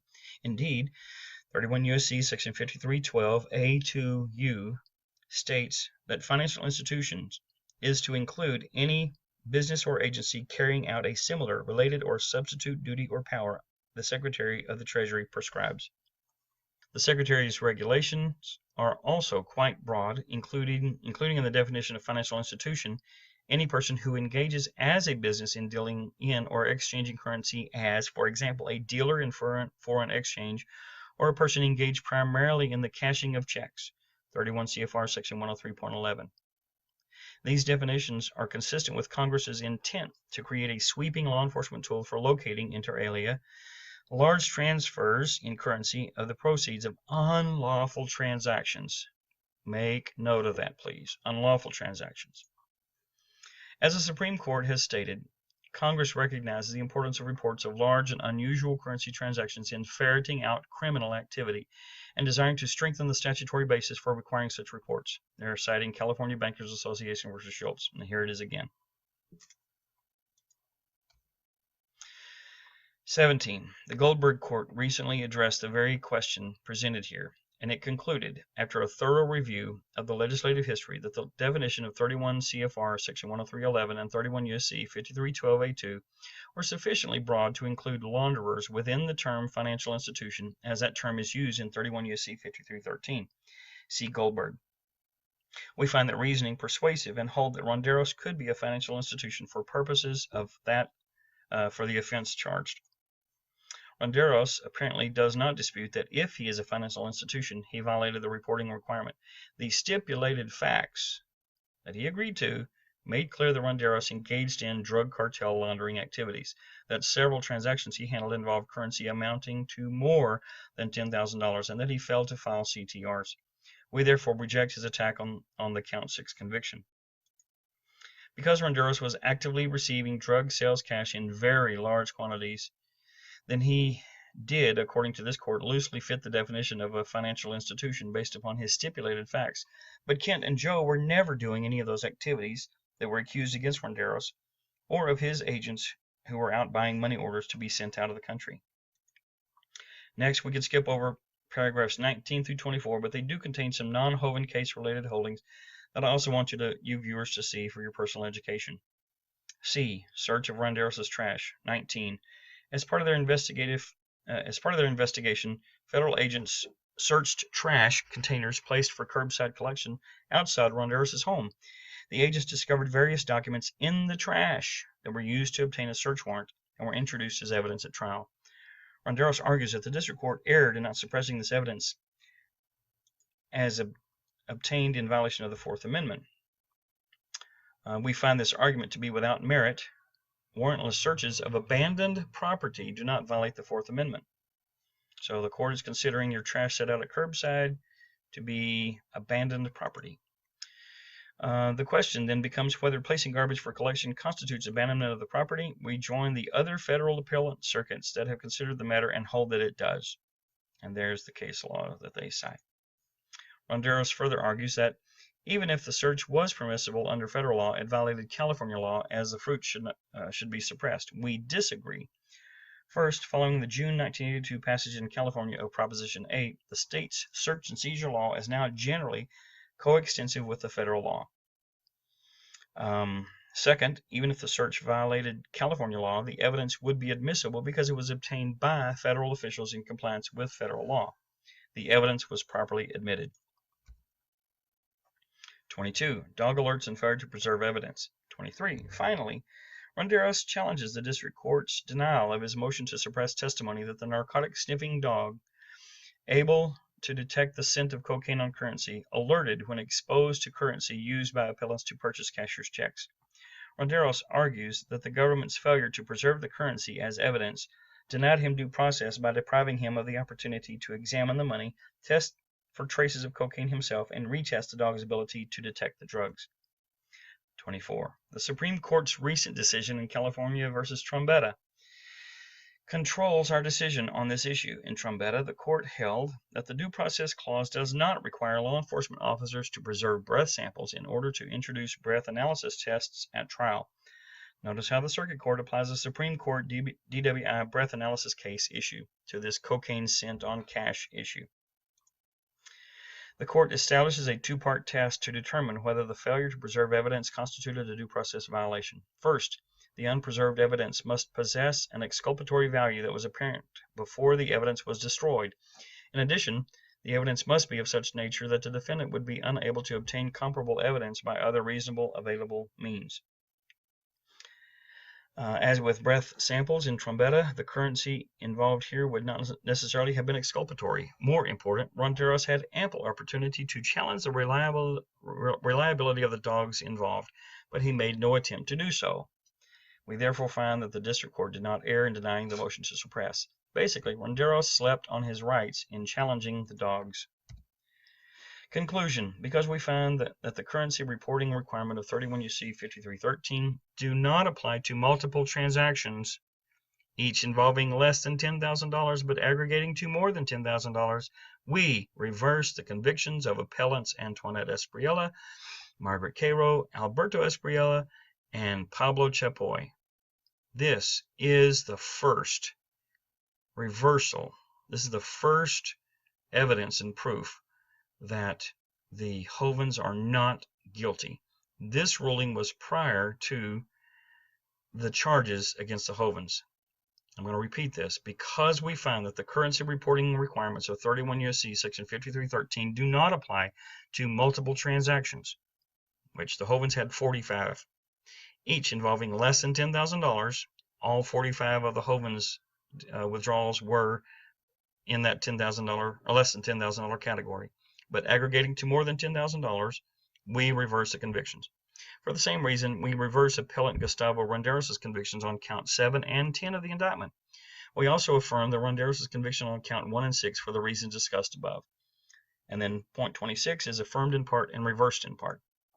Folks, there is no finer razor blading the separation in overturning all of the 31 U.S.C. 5313, 18 U.S.C. 2, 18 U.S.C. 371, and 18 U.S.C. 1001 convictions for each transaction under $10,000, but affirming Ronderos' conviction for being the one-man large volume cash divider in the Espriella case, which is why the Reinis court relied upon it in its overturning of Reinis' wrongful conviction of 5313, 18 U.S.C. 2, conspiracy 371, and concealment under 18 U.S.C. 1001. So now we have U.S. versus Varbel, the long version. The third case I want you to learn is the U.S. versus Varbel case, located in the law books and online at 780 Fed 2nd 758. That's book 780 in the Federal Second Series, starting on page 758. The Varbel case has 31 paragraphs. It's still relatively short, but I'm going to have to condense some of it down for you and put the salient holdings after the lead-in paragraphs. You can easily read the entire case yourself by entering U.S. versus Varbel, 780 Fed 2nd 758, into Google or another internet search engine, or by reading it at a library. Here's paragraph 1. The conversion of cash into funds that may be exchanged easily without a trace of their origin is a recognized problem for law enforcement officials. Money laundering is common among narcotics traffickers, tax evaders, and organized crime figures. The substantive crimes alleged in the indictment at issue involve the concept of money laundering. 2. Appellants were convicted of wire fraud, conspiracy to conceal, and concealing material facts within the jurisdiction of the Internal Revenue Service. They, the convicted appellants, contend that the indictment failed to allege a crime under 31 U.S.C. section 5313 and 5322. We agree and reverse their convictions. Down at the end of the case, the court explains why they ruled this way. Now, paragraphs 3 through 14 show that Varbel was an attorney and was asked in an undercover sting operation to create an offshore shell company to launder funds through wire transfer after converting large amounts of cash into many certified checks for less than $10,000. Varbel and his associates were found guilty by the trial court, and the defendants timely appealed. The really important paragraphs begin at number 15. So here we go. The case presents an issue of first impressions in this Ninth Circuit. We are required to determine whether the Currency Transaction Reporting Act and regulations promulgated pursuant to the Act impose a duty on the convicted appellants to inform the banks of the nature of the currency transactions. We hold they do not. The court further continues with their analysis of this case at bar. Pay very close attention to its contents, all the while keeping the case against Kent and Joe Hovind in mind as you read. 16. It is well settled that criminal laws are to be strictly construed.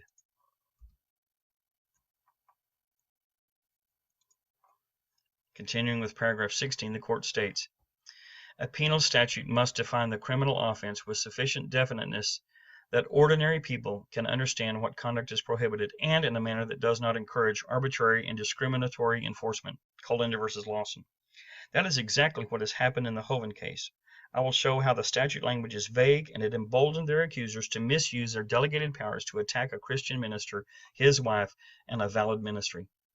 Paragraph 17 lays out how the courts have overturned various convictions gained through prosecutorial excess, like prosecuting ex post facto laws, prosecuting acts that are not against the law, and prosecuting against chemical compounds before the law had even categorized them as illegal. Paragraph 17. It is also well settled that the conduct made punishable by the government must be the subject of a valid criminal statute which existed at the time of the alleged offense. That's Bowie versus City of Columbia. We have held that a defendant could not be convicted of transporting forged securities when the transported instruments were not classified as securities in the criminal statute under which the indictment issued. That's United States versus Desmond. And see also U.S. versus Gavrilovic. No one can be punished except according to law. That's methylqualone, not classified as a controlled substance at the time of the alleged offense. Maybe it is now, but at that time it was not. They stated paragraph 17 to lay groundwork for paragraph 18. 18. The Currency Transaction Reporting Act, 31 U.S.C. Section 5313, authorizes the Secretary of the Treasury to require domestic financial institutions and any other participants in specified currency transactions to report those transactions to the Secretary. The Secretary's implementing regulations require only financial institutions to file currency transaction reports, and then only when they participate in currency transactions involving more than $10,000.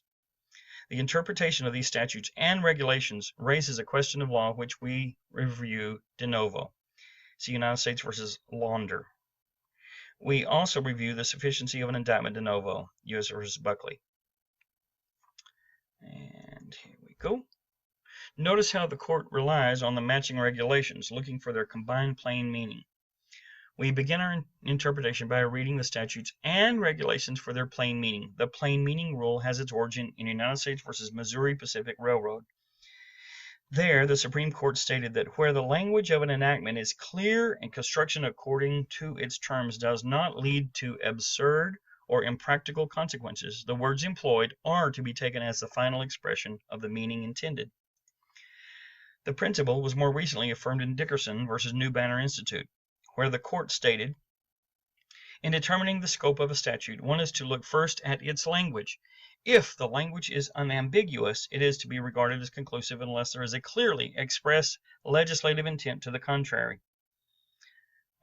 In federal courts, the most common effect of the rule has been to preclude resort to legislative history such as reports, hearings, and debates.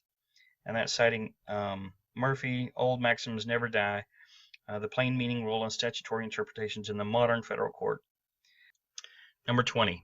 It is patently clear from the language of 31 U.S.C. Section 5313A that a currency transaction report is not required to be filed with the Secretary when the amount of the currency transaction is less than $10,000.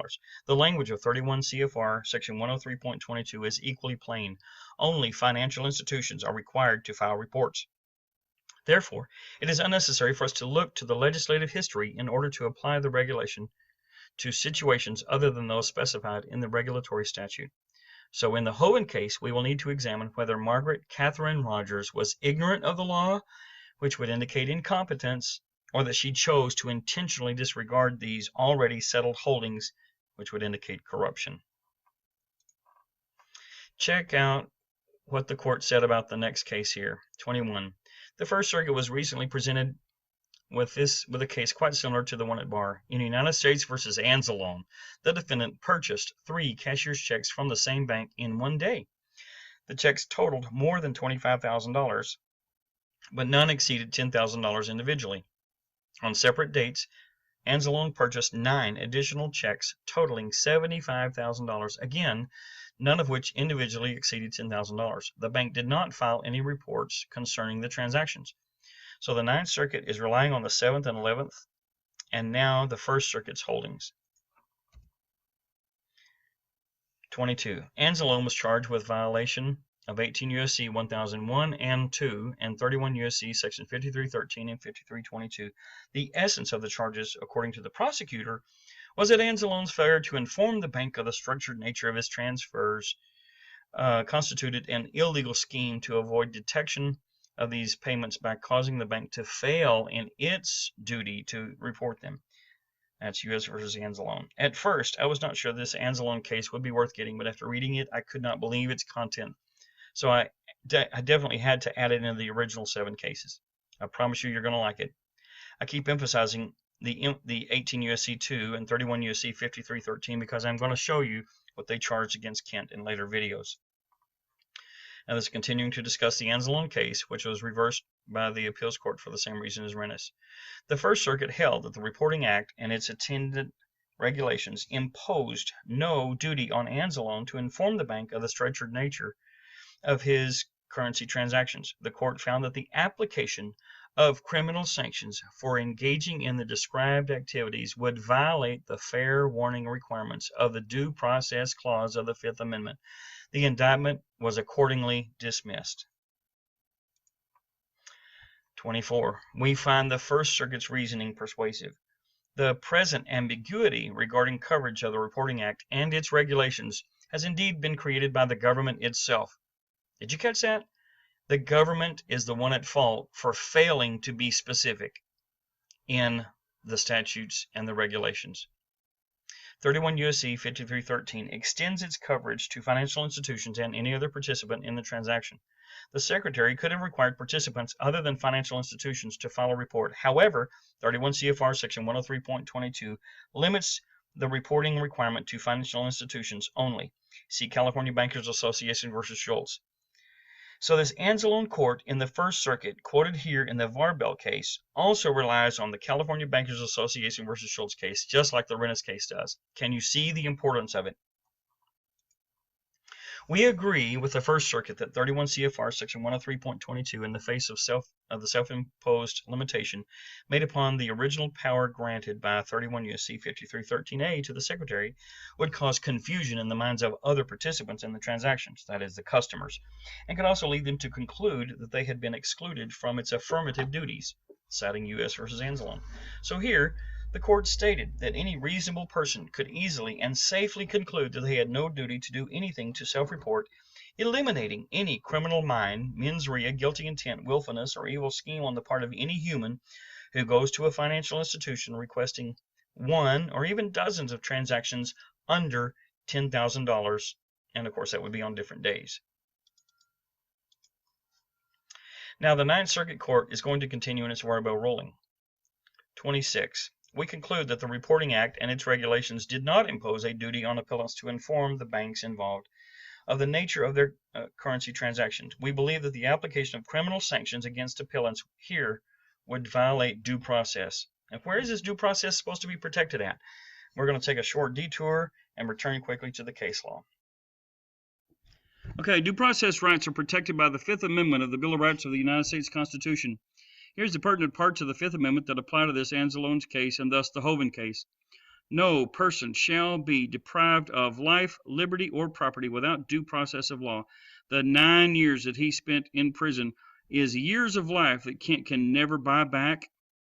And the liberty of being able to go where you want was taken from him for that time. And the property, that is, all of the ministry property, was taken without due process of law. Now, due process rights are federally protected rights. Did you know that it is both a federal crime and a federal civil tort to deprive someone of their federally protected rights, like due process? If one person deprives another of their federally protected rights, they can be prosecuted under 18 U.S.C. 242.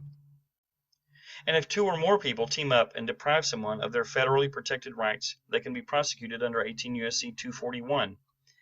Any person who deprives another of their federally protected rights can also be sued under 42 U.S.C. 1983. The next panel is the pertinent parts of that 18 U.S.C. 242 criminal statute. Whoever, under color of any law, statute, ordinance, regulation, or custom, willfully subjects any person in any state to the deprivation of any rights, privileges, or immunities secured or protected by the Constitution or laws of the United States shall be fined under this title or imprisoned not more than 1 year, or both. And if bodily injury results from the acts committed in violation of this section, or if such acts include the use, attempted use, or threatened use of a dangerous weapon, shall be fined under this title or imprisoned not more than 10 years or both, or if such acts include kidnapping, shall be fined under this title or imprisoned for any term of years, or for life, or both, or may be sentenced to death. Here below is the pertinent part of 18 U.S.C. 241, where two or more people act to deprive someone of their federally protected rights. If two or more persons conspire to injure, oppress, threaten, or intimidate any person in any state, territory, commonwealth, possession, or district, in the free exercise or enjoyment of any right or privilege secured to him by the Constitution or laws of the United States, or because of his having so exercised the same, they shall be fined under this title or imprisoned not more than 10 years or both.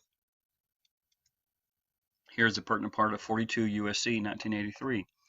Every person who, under color of any statute, ordinance, regulation, custom, or usage of any state or territory or the District of Columbia, subjects or causes to be subjected any citizen of the United States or other person within the jurisdiction thereof to the deprivation of any rights, privileges, or immunities secured by the Constitution and laws, shall be liable to the party injured in an action at law, suit in equity, or other proper proceedings for redress.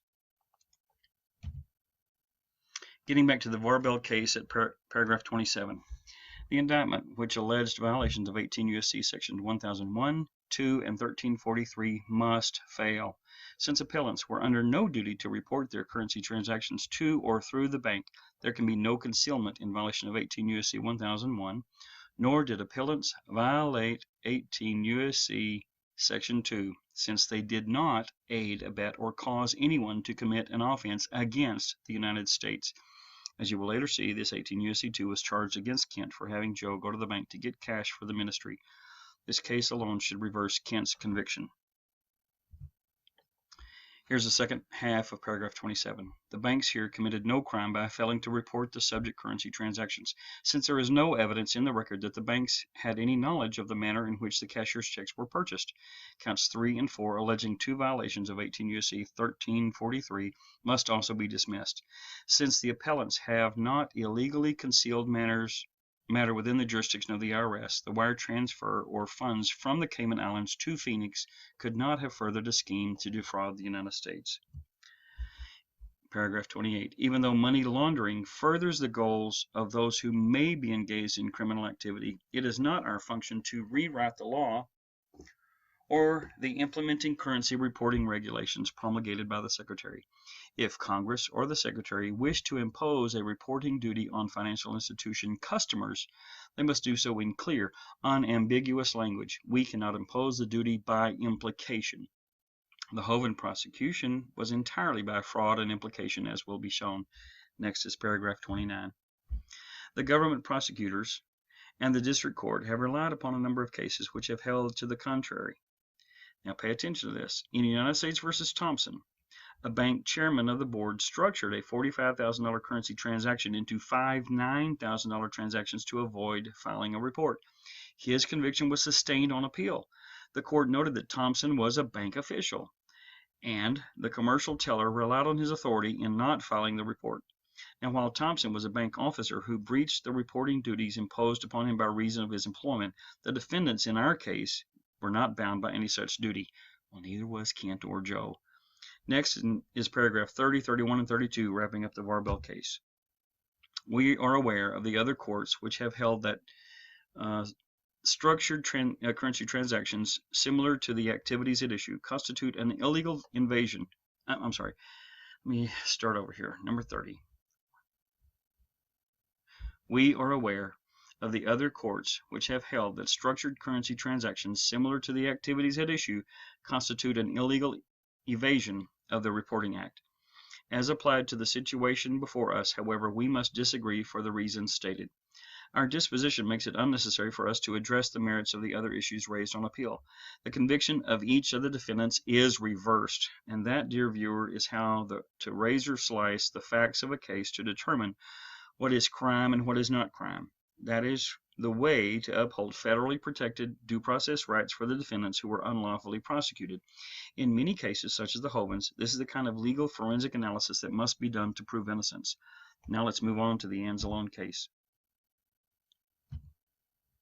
You're going to be impressed by this court's language, trust me. They start off like no other court I have read. They start in their very first paragraph tearing into the unlawful conviction of Anzalone by quoting many other courts that trounce what the prosecution and judge did to this in this Anzalone case. Here it goes. Quote, in contrast to what is permitted under other legal systems, the Constitution of the United States mandates that before any person is held responsible for a violation of the criminal laws of this country, the conduct for which he is held accountable be prohibited with sufficient specificity to forewarn of the prescription of said conduct. That's U.S. Constitution Amendment 5. No person shall be deprived of life, liberty, or property without due process of law, citing Collinder versus Lawson. A penal statute must define the criminal offense with sufficient definiteness that ordinary people can understand what conduct is prohibited and in a manner that does not encourage arbitrary and discriminatory enforcement. That's Reinis versus City of Rockford. Laws must give the person of ordinary intelligence a reasonable opportunity to know what is prohibited so that he may act accordingly. Lanzetta versus New Jersey. No one may be required at peril of life, liberty, or property to speculate as to the meaning of penal statutes. That's Balthazar versus Superior Court of Massachusetts. It is this principle that is at stake in the issue presented by this Anzalone appeal, and it is the principle that was at stake. Okay, I found a typo on 168, so I'm going to pause and come back to it. No one may be required at peril of life, liberty, or property to speculate as to the meaning of penal statutes. That's Balthazar versus Superior Court of Massachusetts. It is this principle that is at stake in the issues presented by this Anzalone appeal, and it's the principle that was at stake in the Hovind case because they were prosecuted with these same speculatively worded statutes. The Currency Transaction Reporting Act, 31 U.S.C. 5311, authorizes the Secretary of the Treasury to require domestic financial institutions and any other participant in transactions for the payment, receipt, or transfer of United States currency to report said transaction to the Secretary. The Secretary has issued regulations requiring only financial institutions to file these reports. Pursuant to these regulations, as well as Section 5322B of the Reporting Act, financial institutions must report transactions in excess of $10,000 and transactions totaling more than $10,000. Back it up. We're going to redo number 170. The Secretary has issued regulations requiring only financial institutions to file these reports. Pursuant to these regulations, as well as Section 5322B of the Reporting Act, financial institutions must report transactions in excess of $10,000 and transactions totaling more than $100,000 in a 12-month period. The next panel is at footnote number 6 from the end of the case. I had to go get it and put it directly underneath this court ruling paragraph, and you will see why. Note 6. In addition to what is provided for in 31 CFR 103.22, the Currency Transaction Report, Form 4789, states, each financial institution must file a Form 4789 for each deposit, withdrawal, exchanging currency, or other payment or transfer by, through, or to that financial institution, which involves a transaction in currency of more than $10,000. Multiple transactions by or for any person which in any one day total more than $10,000 should be treated as a single transaction if the financial institution is aware of them. This form is prepared by the Treasury Department for use by the financial institution. That's this Form 4789, is not a part of the Code of Federal Regulations and is thus not binding on financial institutions, although it is apparently complied with voluntarily. Bingo, baby. Note 6 in this case proves that Form 4789 is only complied with voluntarily. It is not binding. It is not mandatory. It is not required. And there is no such thing as a valid structuring conviction based upon this right here.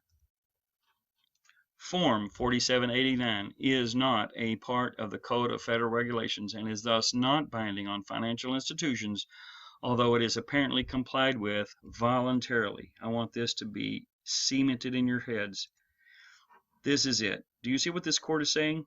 Not only are the customers not obligated to report, nor are they obligated to arrange their transactions so that they will be reported. The court admits here that even the banks aren't required to report because Form 4789 was not published in the Federal Register compliant with the Administrative Procedures Act of Title V. What does this actually mean? It means two things. It means the IRS and the DOJ can prosecute and imprison whoever they want to shut them up by using only the portions of statutes that accuse and leave off the full context that shows there is no criminality. And it means that the IRS and DOJ can totally ignore the large international bank transfers of millions of dollars in cash to drug cartels without the banks actually having to complete the forms when it is to the benefit of those doing so. This explains how James Comey, who is now the present head of the FBI, was in years prior working for the HSBC Bank while it was directly involved in one of the largest international drug ring financing schemes at that time and yet did not have to suffer any penalties. The link to that is directly in between these paragraphs right here on this panel. The banks are not actually obligated to use the 4789 because the form is invalid. Yet, Federal prosecutors still have people put in prison, like the Hovinds, for the bank not filing one of these bogus 4789s. Furthermore, did you catch the last part of what the banks are said to be required to report on? Financial institutions must report transactions totaling more than $100,000 in a 12-month period. Well, I analyzed the first 40 withdrawals of the 45 in the indictment that Joe Hovind made to pay the ministry bills between July 20th, 2001 and July 17th, 2002. They spent $382,400 in that 1 year. According to this Anzalone court quote of 31 U.S.C. 5322b, the Hovinds Bank would have been obligated to file a report if they made more than $100,000 in transactions within a year, if the form were actually valid. But of course it's not. Not only did the Hovinds withdraw and spend $382,400 in that year in 40 transactions, but their first had to have been at least $382,400 in donations and book order deposits before they could ask for it back. Transactions are loosely defined as any movement of funds, so there was no illegal activity on the part of the Hovinds because the banks could have still reported their many deposits and the 40 withdrawals within that year. On November 13, 1980, appellant Anzalone purchased 3 checks from the Haymarket Cooperative Bank, all of which totaled more than $25,000, but none of which exceeded $10,000 individually.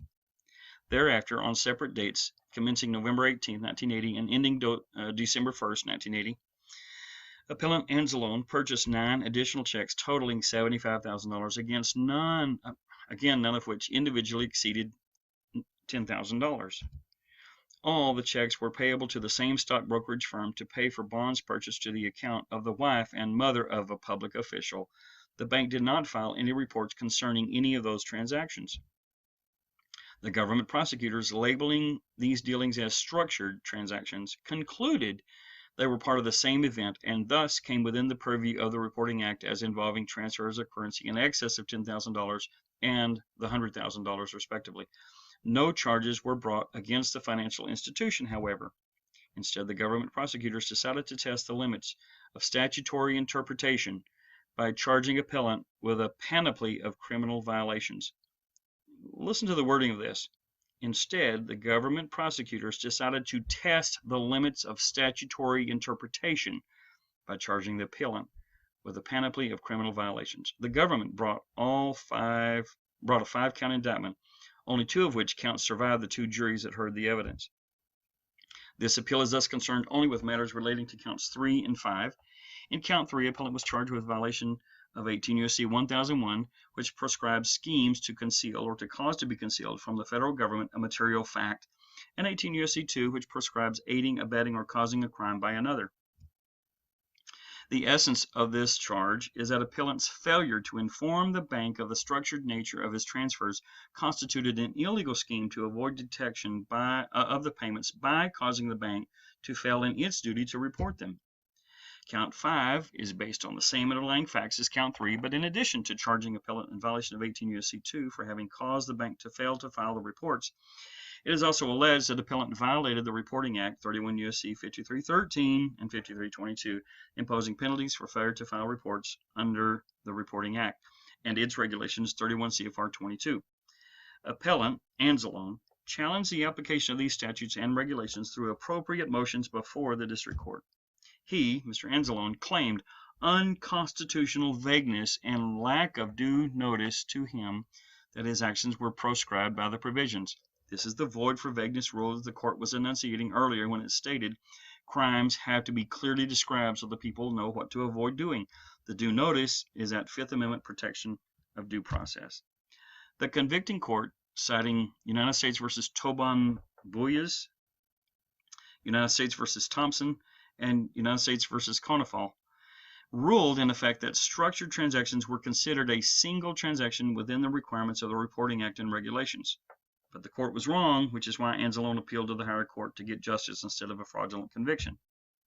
It, that is the convicting court, concluded that the application of criminal sanctions to appellant for engaging in the conduct described in the indictment did not run contrary to the fair warning elements of the Due Process Clause. These matters are now raised on appeal. We are required to determine whether the Reporting Act and its regulations give appellant Anzalone sufficient advance warning that if he engaged in structured transactions exceeding the established amounts, he was obligated to disclose this to the bank so that it would report the transaction to the Secretary of the Treasury.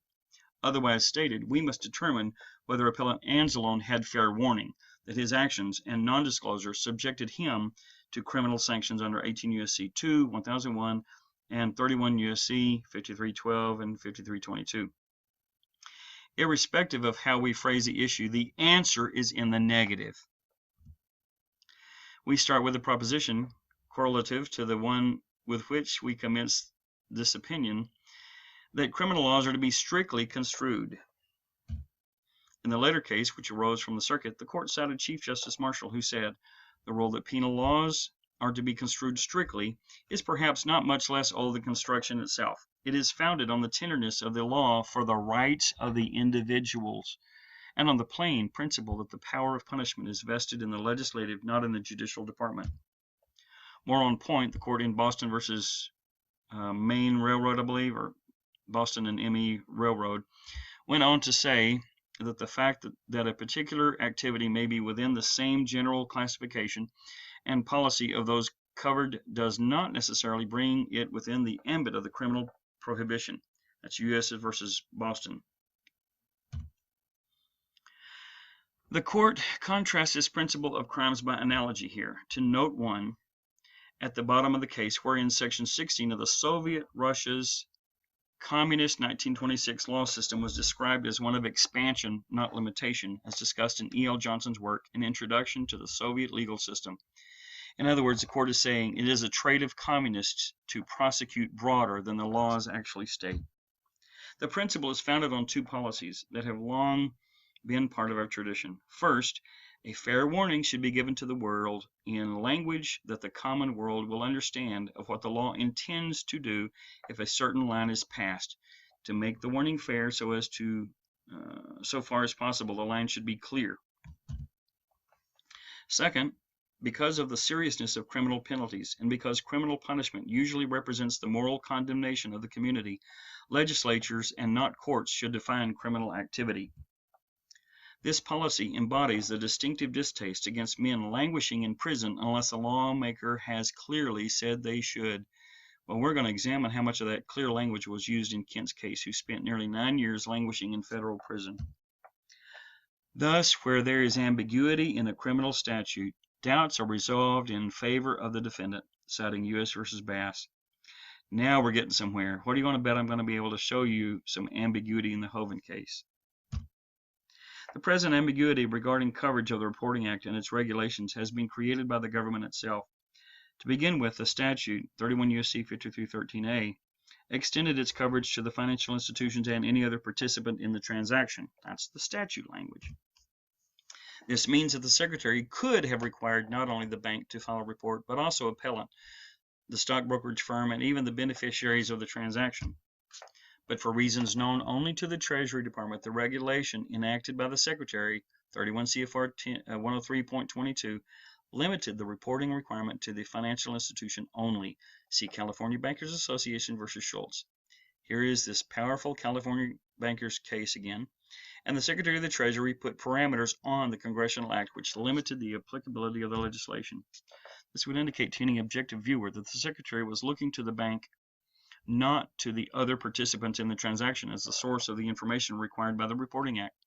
So the statute requirement for the people to report is still there. But as we saw earlier, the form was never promulgated properly according to another federal law, so the reporting on Form 4789 still does not have to be done, but banks use the form anyway as a courtesy when they know of one person conducting one or more transactions on the same day totaling $10,000 or over. Should such a regulation have alerted or put on notice other participants in the transaction that something was required of them vis-a-vis the filing of the report? We think not. Here, the appeals court affirms that the customer had no obligation to self-report to the bank of the reasons for asking for the transaction under $10,000, nor to the IRS on the Form 4789 as it was a bootleg form. Such a regulation, in the face of the self-imposed limitation made upon the original power granted to the Secretary by 31 U.S.C. 5313A would at the least cause confusion in the minds of the other participants in the transaction, and even more likely lead them to conclude that they had been excluded from its affirmative duties. We next come to the structured transaction issue. This is so important. I want you to pay close attention to this. We can find nothing on the face of either the Reporting Act or its regulation, or in the legislative history to support the proposition that a structured transaction by a customer constitutes an illegal evasion of any reporting duty of that customer. This above is part of what convinces me that the prosecutors committed fraud against Kent and Joe Hovind 10 years ago, and that the judge allowed, ratified, and joined that fraud, as this ruling was made before the Hovind case was filed. Next, you will see why this case is so important to Kent's case. We need not go far to sustain this contention. The government itself has admitted to so much, though conceitedly through a branch other than the Justice Department. Which department, you ask? We refer to a report of Congress by the Comptroller General of the United States entitled Bank Secrecy Act Reporting Requirements Have Not Yet Met Expectations, Suggesting Need for Amendment, end quote. GED 81-80, dated July 23rd, 1981. The report discussed the deficiencies in the regulation on this issue, noting that the regulations were silent on the propriety of a customer's conducting multiple transactions to avoid reporting. Now, if the regs are silent, then the prosecution was fraud. Under the heading Failure to Prohibit Splitting Transactions Allowed to Circumvent Reporting Requirement at 24, the report indicates, similarly, although the regulation required reporting of each single transaction above $10,000, they did not specifically prohibit dividing a large transaction into several smaller transactions to circumvent the reporting requirement. So according to this older holding in Anzalone, if Mr. Ronderos of the Espriella case, number 2 above, had not confessed and stipulated to counts 1 and 6 against him, he might have had those convictions reversed as well. Under the title Revision of Regulation was not given a high priority, above it 25, the report went on to say, even though Treasury was aware of the flaws in the regulations in 1975, it did not publish for comment a proposal for needed revisions until September 1979, and Treasury did not implement revised regulations until July 7, 1980. Furthermore, despite the Secretary of the Treasury's commitment to a congressional committee in 1977 to revise the regulations, this was not done, end quote. According to the report, although the July 1980 revisions to the regulations resolved some of the deficiencies, the propriety of multiple transactions still has not been addressed in the regulations, above at 26. Although this court, like all other institutions of the United States, is supportive of the law enforcement goals of the government and society, we cannot engage in unprincipled interpretation of the law, lest we foment lawlessness instead of compliance. Colander versus Lawson. This is really huge, folks. I hope you're getting this. This is particularly so when the confusion and uncertainty in this law has been caused by the government itself, and when the solutions to that situation, namely eliminating any perceived loopholes, lies completely within the government's control. Can you imagine what the Hovind jury would have done if they had been able to see, hear, or read just these few cases during the trial? Or how about the grand jury that was asked to indict them in the first place? I have to believe that things would be vastly different for the Hovinds. Anyone in either prospective jury pool that did know of these and admitted it to those who selected them would have been immediately excluded from the pool for knowing too much. The system needs and relies on ignorant jurors. Neither the defendant nor the defense lawyer may tell the jury of these statutes, regulations, or case laws prior to or during this kind of trial. While the prosecution gets free reins to create the indictment stating what laws they want to prosecute with, the defense has to request that the judge allow the jury to learn of the rest of the law, regulations, or case law in advance, which gives the judge the opportunity to block the jury from knowing that there even is any other law, regulation, or case law that would have proven the Hovinds not guilty. In this trial, the judge only allowed in the prosecutorial paragraphs. The system needs for jurors in tax cases to be 100% compliant in all of their tax matters as well, so as to ensure the jury members all have the mental position that if they have to obey the tax laws, and so does the defendant. It's like someone being accused of not having a driver's license, and their jury pool members are made up only people who already have driver's licenses. In that type of case, it's a foregone conclusion that they will already have a preconceived, conscious, or at least a subconscious mental position that if I have to have one, then the defendant who is accused of not having one must already be guilty without me seeing any other evidence or condition. This preconceived mental position is one that deprives the defendant of being able to show that the tax laws did not apply to him as a minister of a ministry, even though the tax laws may have actually applied to all of the jury pool. In other words, if there had been one minister in the jury pool of the 12 who already would have personally known that all ministers are tax exempt, then that one juror could have hung the jury decision against guilty by knowing the law that the other jurors did not know and that the judge did not allow in. Back to the Anzalone case law. If the legislative branch of government wishes to impose a duty on customers or other participants in the transaction to report structured transactions, let it require so in plain language. It should not attempt to impose such duty by implication, expecting that the courts will stretch statutory construction past the breaking point to accommodate the government's congressional interpretation. We are required to conclude that the Reporting Act and its regulations, as they presently read, imposes no duty on appellant Anzalone to inform the bank of the structured nature of the transactions here in question. The application of criminal sanctions to appellant Anzalone for engaging in the activities heretofore described violates the fair warning requirements of the Due Process Clause of the Fifth Amendment, and the prosecutors therefore violated both the Hovinds' due process rights as well. The charges under count 5 should have been dismissed. This is the court quote there. The charges under count 3 alleging violations of 18 U.S.C. 2 and sections 1001 must also fail because they depend upon the applicability of the Reporting Act, section 5313, to appellant. An examination of section 1001 reveals that it encompasses two distinct offenses: concealment of a material fact and false representation of a material fact. United States versus Diogo. Count 3 alleges the first offense, concealment of a material fact. But in prosecuting a section 1001 concealment violation, it is incumbent upon the government to prove that the defendant had a legal duty to disclose the material facts at the time he was alleged to have concealed them. U.S. versus Irwin.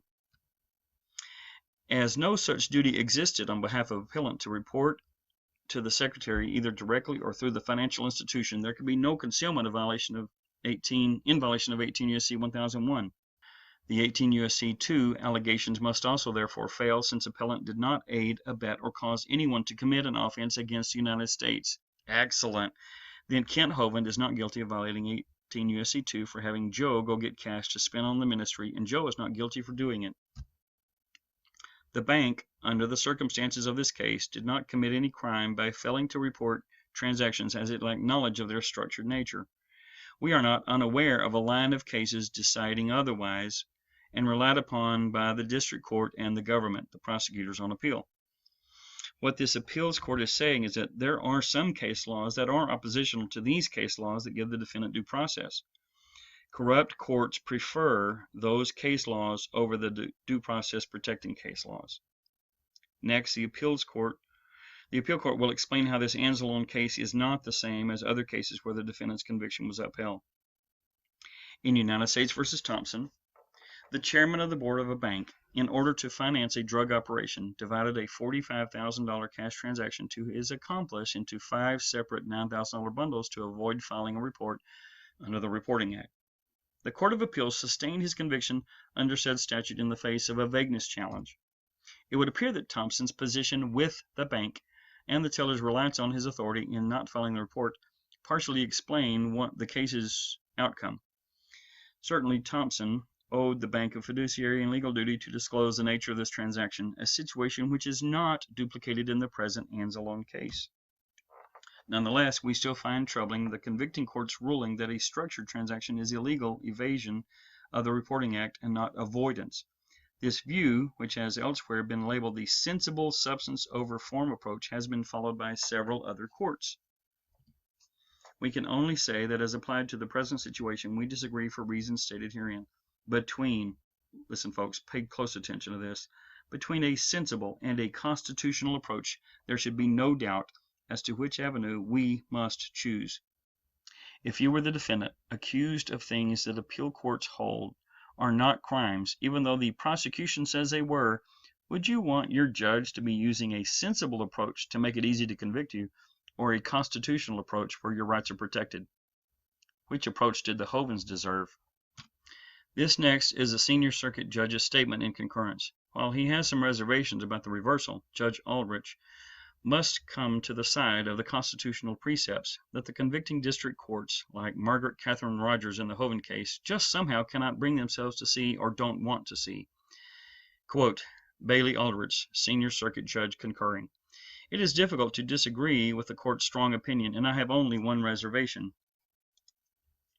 It is certainly true the defendant, as to whom no reporting rule or regulation whatever is directed, faces jail, while the bank, which in my opinion post was in clear violation, faces nothing, and true that the government prosecutor has gone to the limits of statutory interpretation at defendant's expense.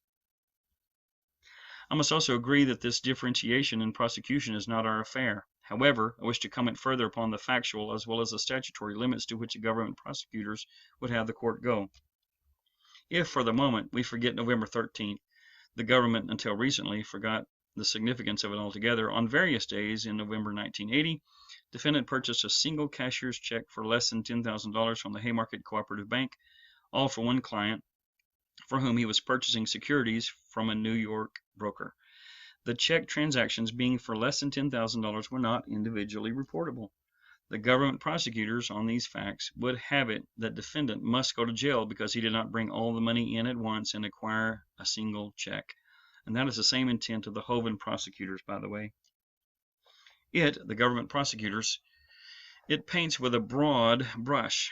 In its summation, it told the jury, quote, so the scheme becomes moving large amounts of cash through banks to make it appear legitimate.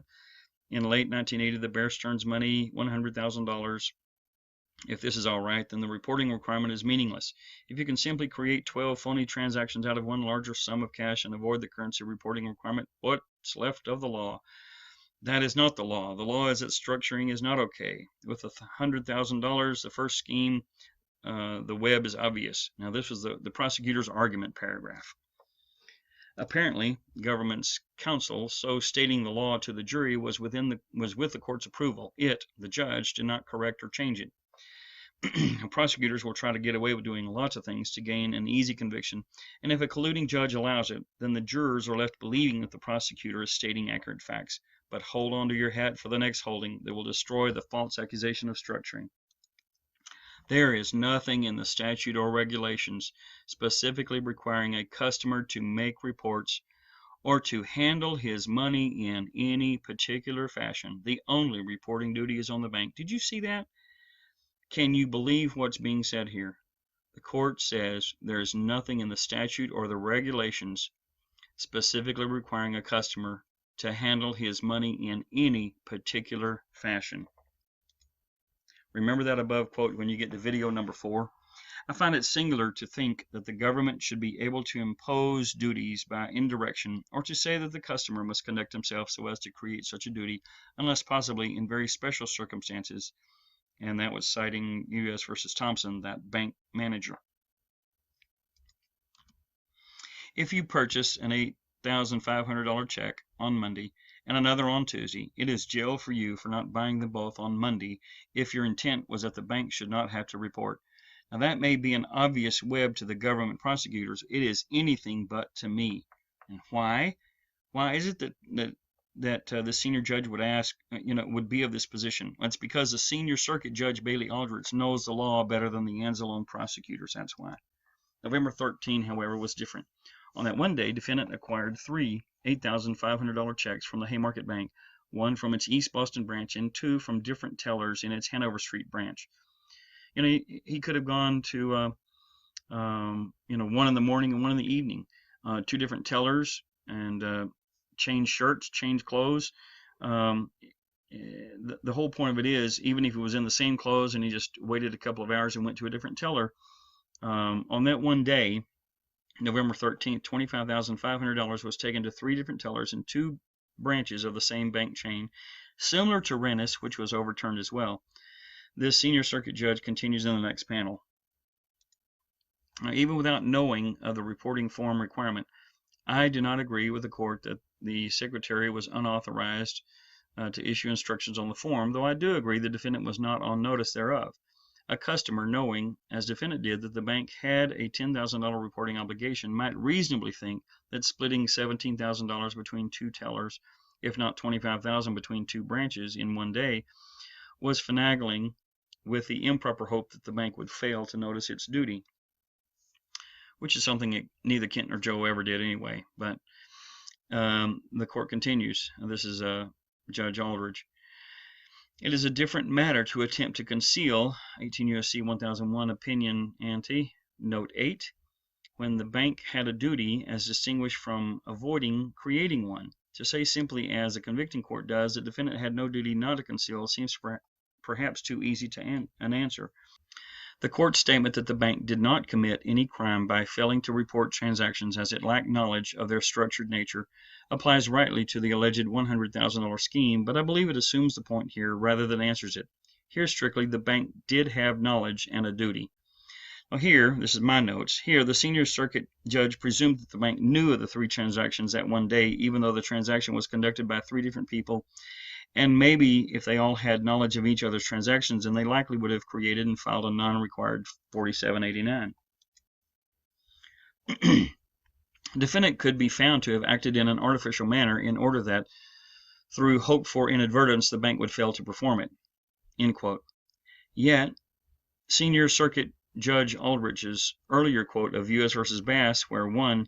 Doubts resolved in favor of the defendant, and 2. His earlier analysis of the statutes and regulations revealed that there is nothing in either body requiring a customer to handle his money in any particular fashion, clearly override and outweigh even this post-action assumption that Anzalone acted in some artificial manner. And now for the senior judge's last statement. Quote, the government, however, having improperly obtained a conviction on a more appealing, had it been correct, $100,000 12 phony check basis. One trial seems enough, and as a minority judge, I'm content not to pursue whether the defendant's single November 13th conduct was punishable. And that is the end of the case. He ruled the government improperly obtained a conviction, and so it was reversed. This Anzalone case was a zinger. It was longer than I'm sure most of you wanted, but these cases must sometimes be thoroughly digested for the full mental picture to be seen. What are we to condense out of these cases so far? Remember this. Number 1, there is no lawfully created Administrative Procedures Act compliant form for anybody, the customer or even the banks, to notify the IRS of any transaction at or over $10,000. If anyone has a duty to notify the IRS of a transaction, it is only the financial institution, but even they are not obligated to use the IRS Form 4789 due to its bootleg nature. All the Reinis, Espriellas, Chapos, Caros, Varbels, and Anzalone's individual transactions were under $10,000, and that is why their false convictions on those alleged offenses were overturned by justices who not only knew the law, but they possessed the integrity to declare it and reverse the fraud of the prosecutors. Next is the Richter case. Now this synopsis is longer than the initial one at the beginning. We're getting down to the end. Stay with me on these. Kent needs you. Okay, this is U.S. versus Richter, 610 Fed Sup 480. Here's the quick synopsis. Mr. Richter had 6 counts of 16 reversed because the IRS Form 4789, that is misbelieved to be mandatory, is not valid per the Administrative Procedures Act in Title V of the United States Code, and therefore is not mandatory. And thus, no one in America should be going to prison for not taking out more money than they want when the form isn't even truly required by law. Okay, this lengthy case includes Jack Richter and 3 other defendants, Slobodan Pavlovic, Hristo Mangovsky, and Nikola Konstantinov. Richter, an attorney, and the other 3 defendants were asked in an undercover sting operation by government agents to launder an extremely large amount of cash out of the United States into a foreign bank account in Switzerland that, as told to the defendants at that time, was from illegal drug sales. They agreed to do so, each conducting one or more elements of a multifaceted plan, and over a span of time laundered a total of $1,350,000 out of the United States of America by opening up multiple bank accounts under $10,000 and transferring the funds by wire, electronic fund transfers, through Chicago banks to Yugoslavia and then to Switzerland. Kindly note that the Hovinds did none of these activities. Of the 7 or more cash deliveries made by the undercover agents to the defendants, none of the amounts were for less than $10,000. The cash deliveries were always over $10,000, ranging from $15,000 to $1 million. Because the defendants always broke the undercover federal agents' large cash delivery amounts up into smaller quantities, less than $10,000, to open the accounts with, and then to make deposits therein or to make wire transfers therefrom, they were becoming de facto financial institutions and thus were making themselves to marginally fit within the loose parameters and thus liable for the obligations of the federal statute that require the currency transaction reports that otherwise were believed to be obligated to be completed and filed by real banks. But the Hovinds were doing none of that. The Richter case, enumerated as it is above, was in the form of a ruling on the defendant's many motions to quash the indictment prior to trial. Upon hearing, the court ruled that the electronic wire transfer fraud counts 11 through 16 were dismissed. They were under $10,000. But all other counts stood as charged, and as such, they likely either pled out of it or went to trial and were probably convicted on the remainder. But the holdings regarding the invalidity of Form 4789 stand solid. The holding that Reinis cites from the Richter case is in fact present. Here is that quote. Quote, the IRS amended Form 4789, the CTR form, in 1980 to impose such a duty on banks, but this amendment was never promulgated pursuant to the Notice and Comment Procedures of the Administrative Procedures Act, see 5 U.S.C. 553. Thus, a strong argument exists that the banks have no duty to file a CTR in the multiple deposit situation. Compare United States versus 200,000 in U.S. currency. IRS form relevant to foreign reporting provisions were void for not being amended under notice and comment procedures of APA, end quote. With Mr. Richter receiving a dismissal only of counts 11 through 16, which were the transfers of funds through banks below $10,000, I presume that counts 1 through 10 for the other accusations remain to be tried on him and the other defendants. This 610 Fed Sup 480 case doesn't say that he or the other defendants were found guilty on any or all of those first 10 counts, as it only talked of the counts that were dismissed, and that's why the Reinis court relied upon it. The next case is U.S. versus $200,000 with Mr. Pauser as the accused cash smuggler, and it's found at 590 Fed Sup 866. Here's a bit more elaborated synopsis of the case at the first. Please also read the case quotes below carefully, as they are very critical in your later understanding that Kent and Joe were completely innocent of all wrongdoing. In August of 1982, Mr. Pauser was flying into Miami, Florida airport from the Cayman Islands with $200,000 in cash concealed on his body. Mr. Pauser had not previously disclosed his possession and transportation of said cash on the 2 federal forms, the 6059-B, a customs declaration, and the Form 4790, which is an IRS declaration. Federal customs agents stopped him in the Florida airport, found the cash, checked and verified that he had not filed the forms or that the forms had missing information or contained false data before boarding his flight. They seized the cash and then filed to keep the cash under the civil asset forfeiture procedures in federal court. They served Mr. Pauser with a copy of the court action, which then gave Mr. Pauser time and opportunity to challenge the lawfulness of the seizure. Right there, most people give up and let those who take the cash just keep it unchallenged, but not Mr. Pauser. When the court heard the case, they ruled that because the IRS Form 4790 had not been previously published in the Federal Register, according to another federal law, the Administrative Procedures Act, 5 U.S.C. 551 through 559, the general public, which included Mr. Pauser, did not have any meaningful opportunity to be apprised of the pending form, nor of where to secure copies of it, or to see if the form was required of him lawfully or not, and they ruled that all of these omissions deprived Mr. Pauser of due process. And the court ruled that because of this lack of public notice on the Form 4790 from the IRS, the government had no right to the cash. Form 4790 is void, just like the 4789 is, because the IRS failed to obey the law on the 4790, just like they failed to obey it with the 4789. The court did, however, give the federal prosecutors 20 days to file an amended complaint to file some other source or reason to criminally prosecute Mr. Palzer for his failure to file a truthful or complete custom form 6059B and to lawfully keep the cash. But if they did not timely do so with valid legal support, they would be required to give the $200,000 cash back to Mr. Palzer. While the next 67 panels contain the exact case quotes in the order that they occur, I ask that you go through them with me because there are some significant holdings interspersed further in my occasional comment that I want you to see and remember for the analysis videos that will follow this one. So I'm going to pause here. I'm going to pause here and check something out for a minute. Here are the pertinent quotes in order, directly from the case.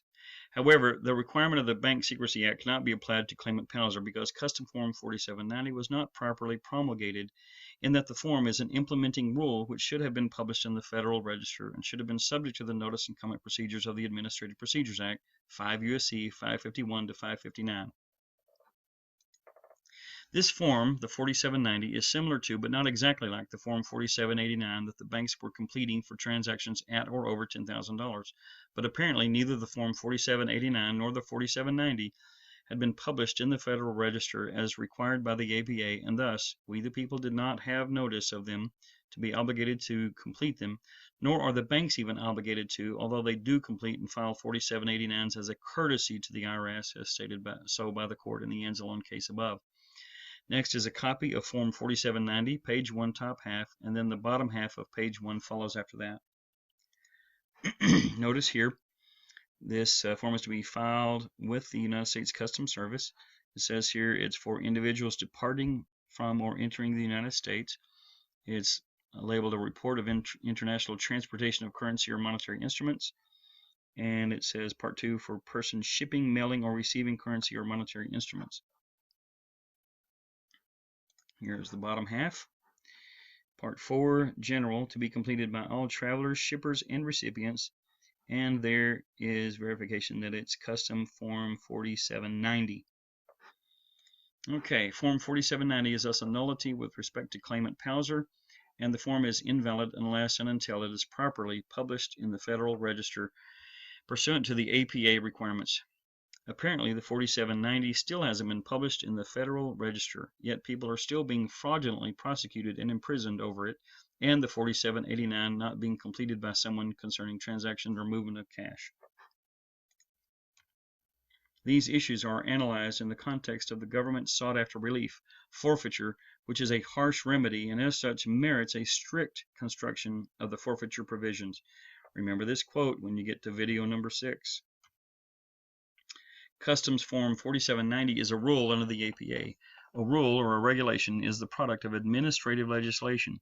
A rule is analogous to a statute in that courts are bound by rules in the same way that courts are bound by statutes. This is because a rule is promulgated pursuant to agency authority delegated by Congress. Section 551 of the Administrative Procedures Act, APA, 5 U.S.C. defines a rule as follows.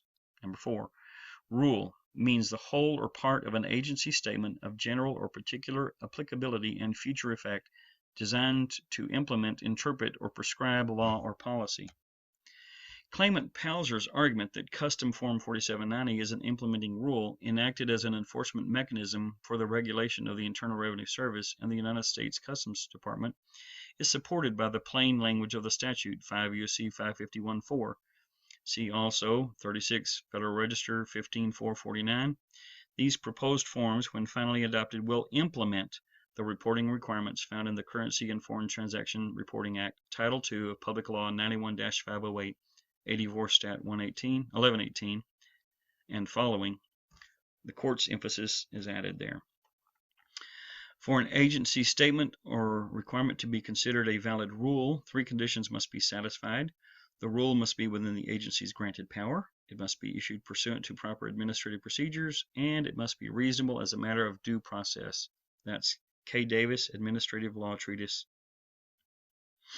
Under these criteria, the court must first inquire as to whether Custom Form 4790 was promulgated pursuant to authority delegated to Customs by Congress, Without such authority, the Secretary of the Treasury, in promulgating the form, could not have been engaged in rulemaking that would invoke the requirements of APA 552 and 553. That Customs had the proper authority delegated to it is apparent from 31 U.S.C. 5318, recodifying and modifying 31 U.S.C. 1101 A1B, which requires inter alia, that is, among other things, that a person transporting more than $5,000 into the U.S. from abroad must file the report.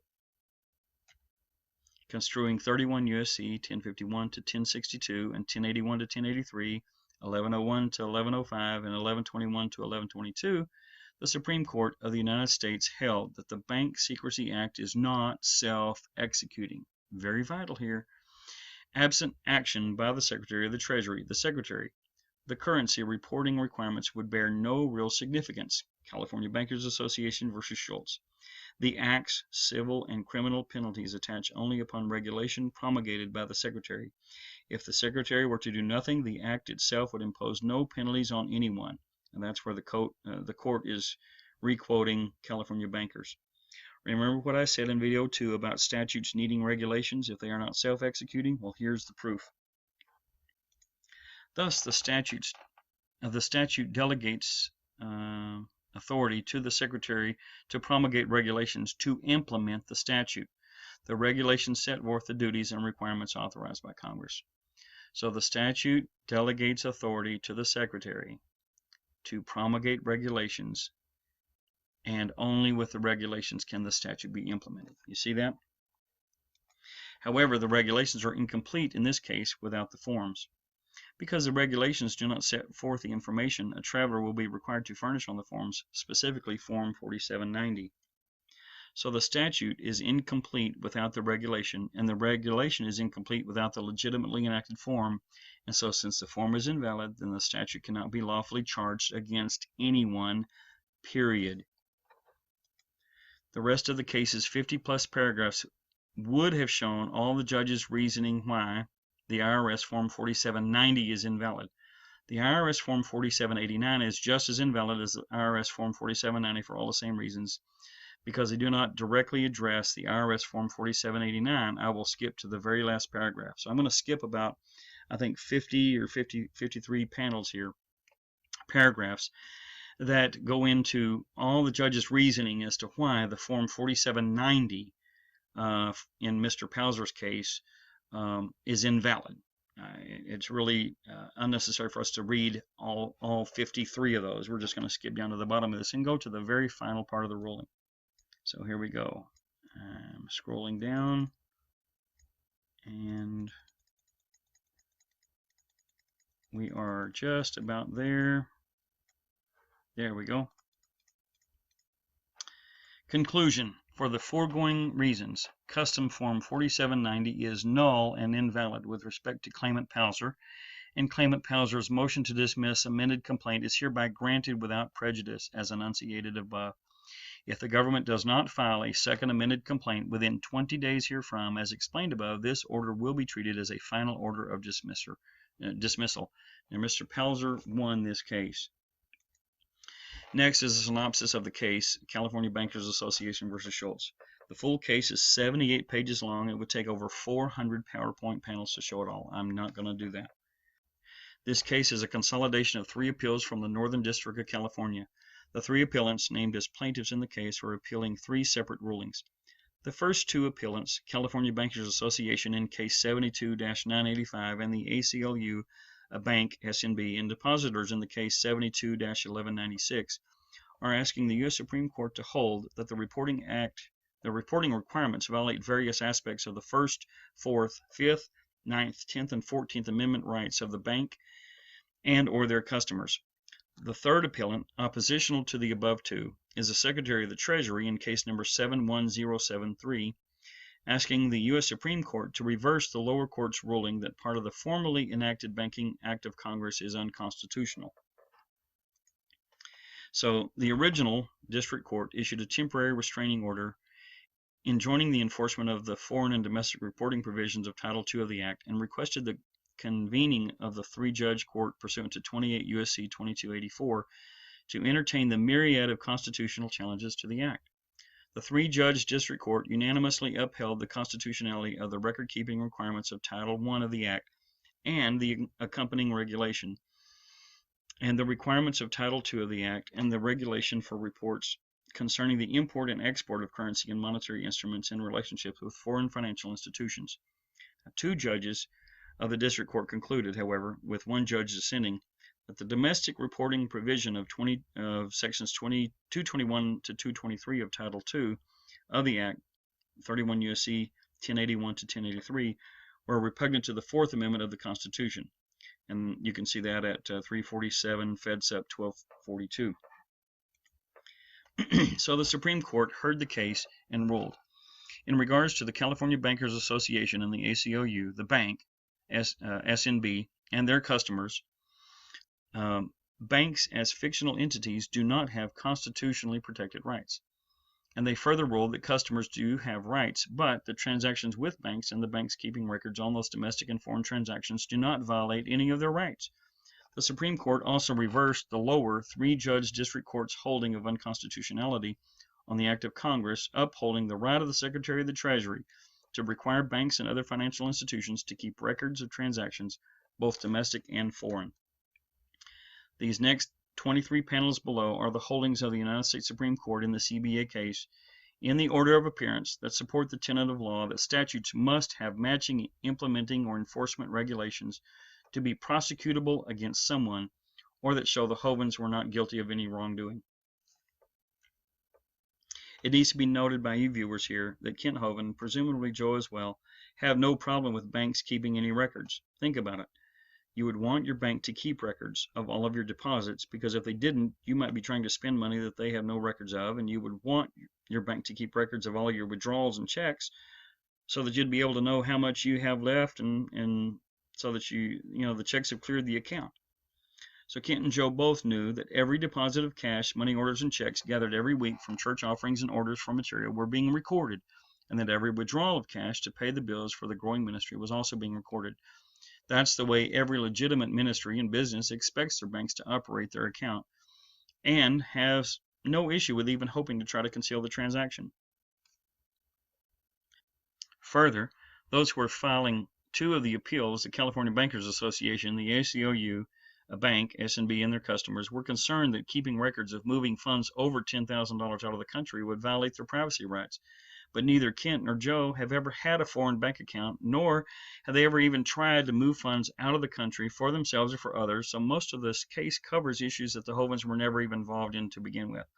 Nevertheless, there are holdings in this case that are in the Hovinds' favor, and that is why you need to learn of it. The Bank Secrecy Act of 1970, which was enacted following extensive hearings concerning the unavailability of foreign and domestic bank records of customers thought to be engaged in illegal activities, authorizes the Secretary of the Treasury to prescribe by regulation certain bank record keeping and reporting requirements.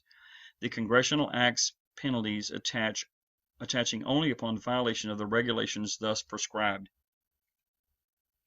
Because it has a bearing on our treatment of some of the issues raised by the parties, this is the quote by the court, we think it important to note that the Act's civil and criminal penalties attach only upon violations of regulations promulgated by the Secretary.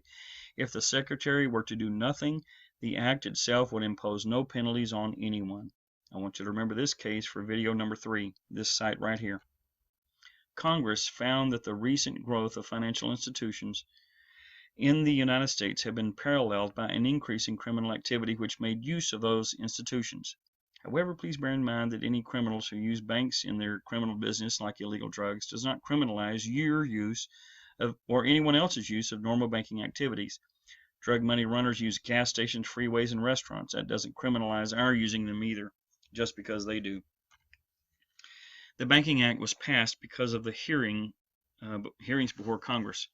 Considerable testimony was received by the committee from the Judicial Department, the United States Attorney for the Southern District of New York, the Treasury Department, the Internal Revenue Service, the Securities and Exchange Commission, the Defense Department, and the Agency for International Development about serious and widespread use of foreign financial facilities located in secrecy jurisdictions for the purpose of violating American law.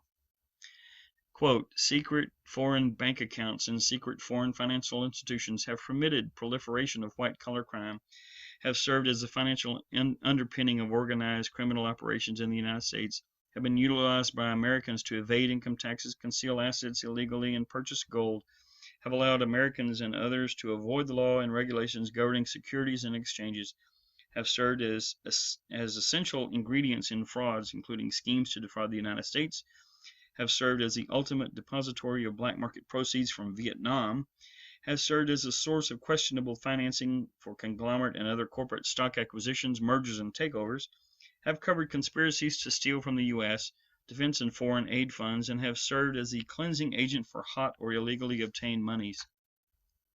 Some of that testimony declared that criminals engaged in illegal gambling, skimming, or narcotics traffic are operating their financial affairs with an impunity that approaches statutory exemption.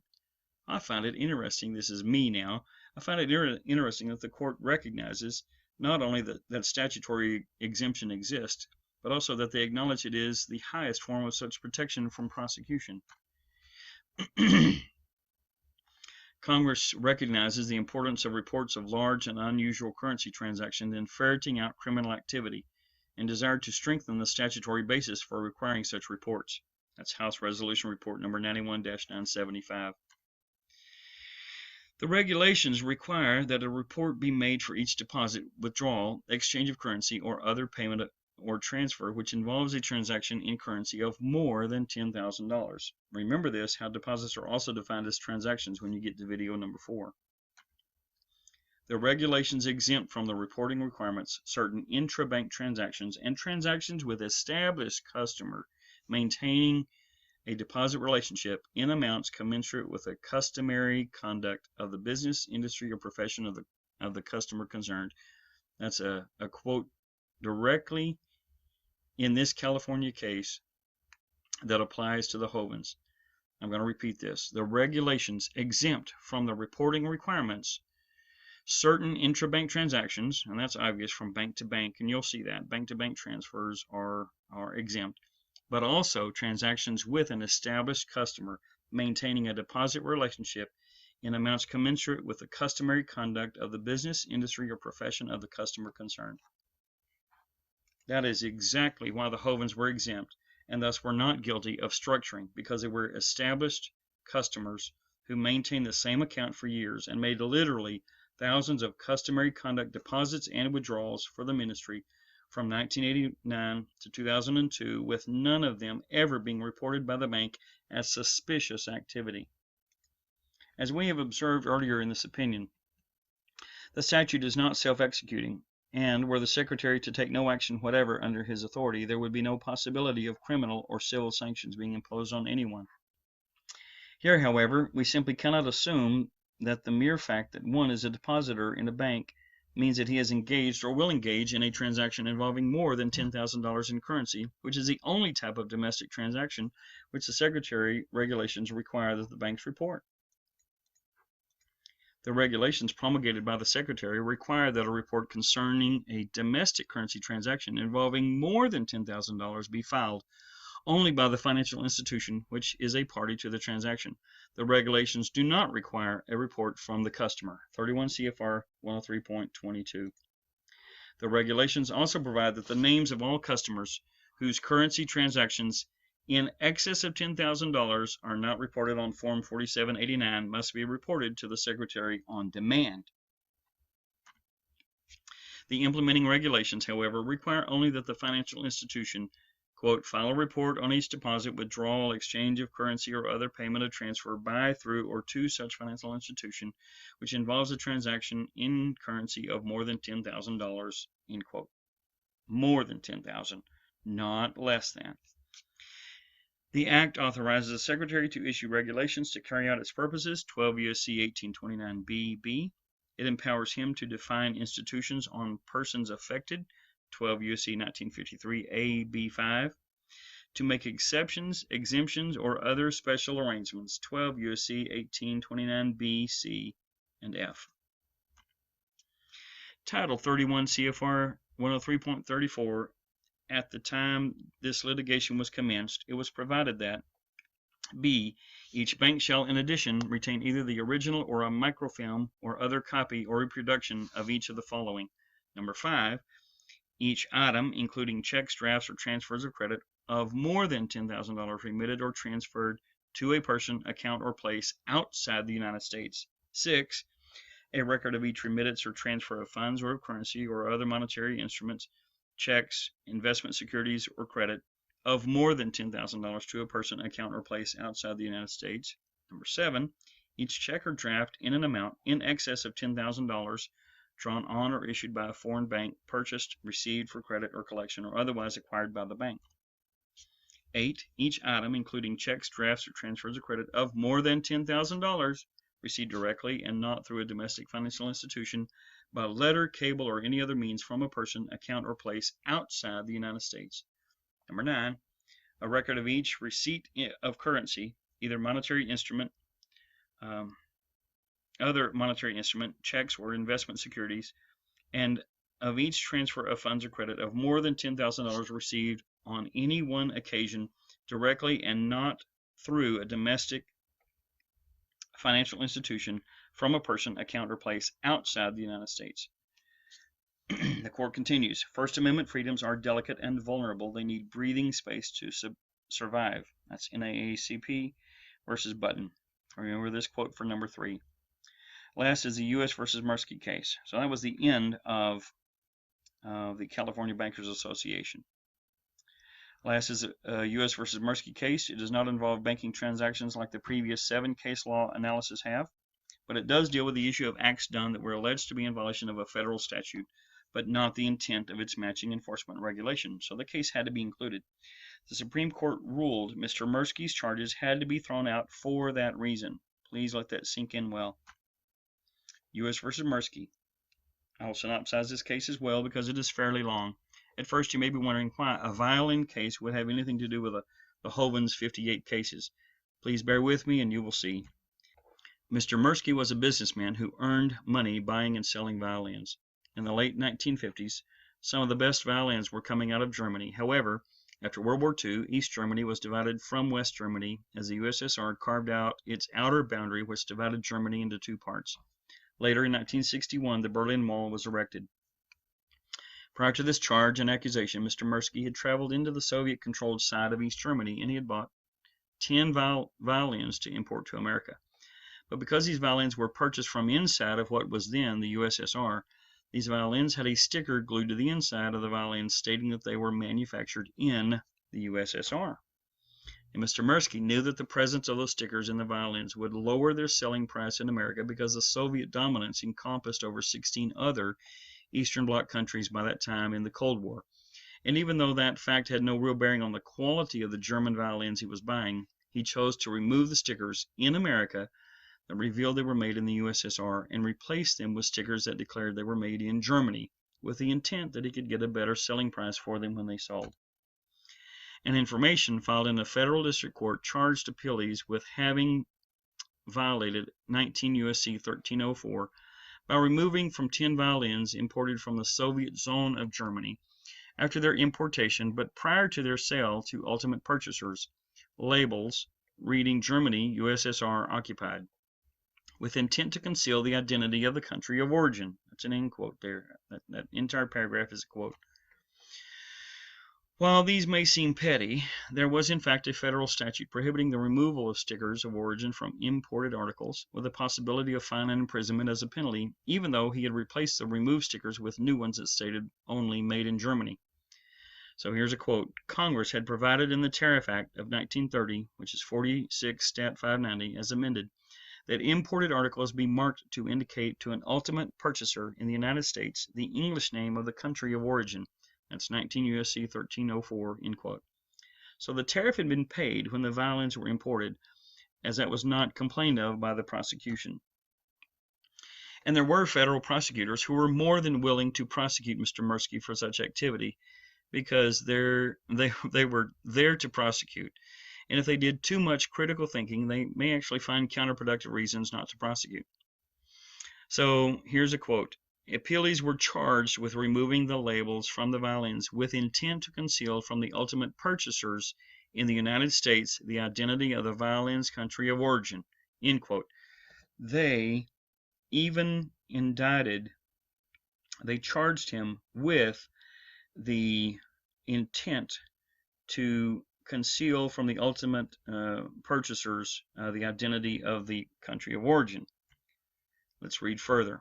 But the statute had enforcement regulations, and the Supreme Court said it is the words and intent of those regulations that had to have been violated, not merely the federal statute, for there to be a penalty applied. Quote, pursuant to the Act, the Secretary of the Treasury adopted implementing regulations. This case tests the application of these provisions to the importation of tin violins from the Soviet zone of Germany, end quote.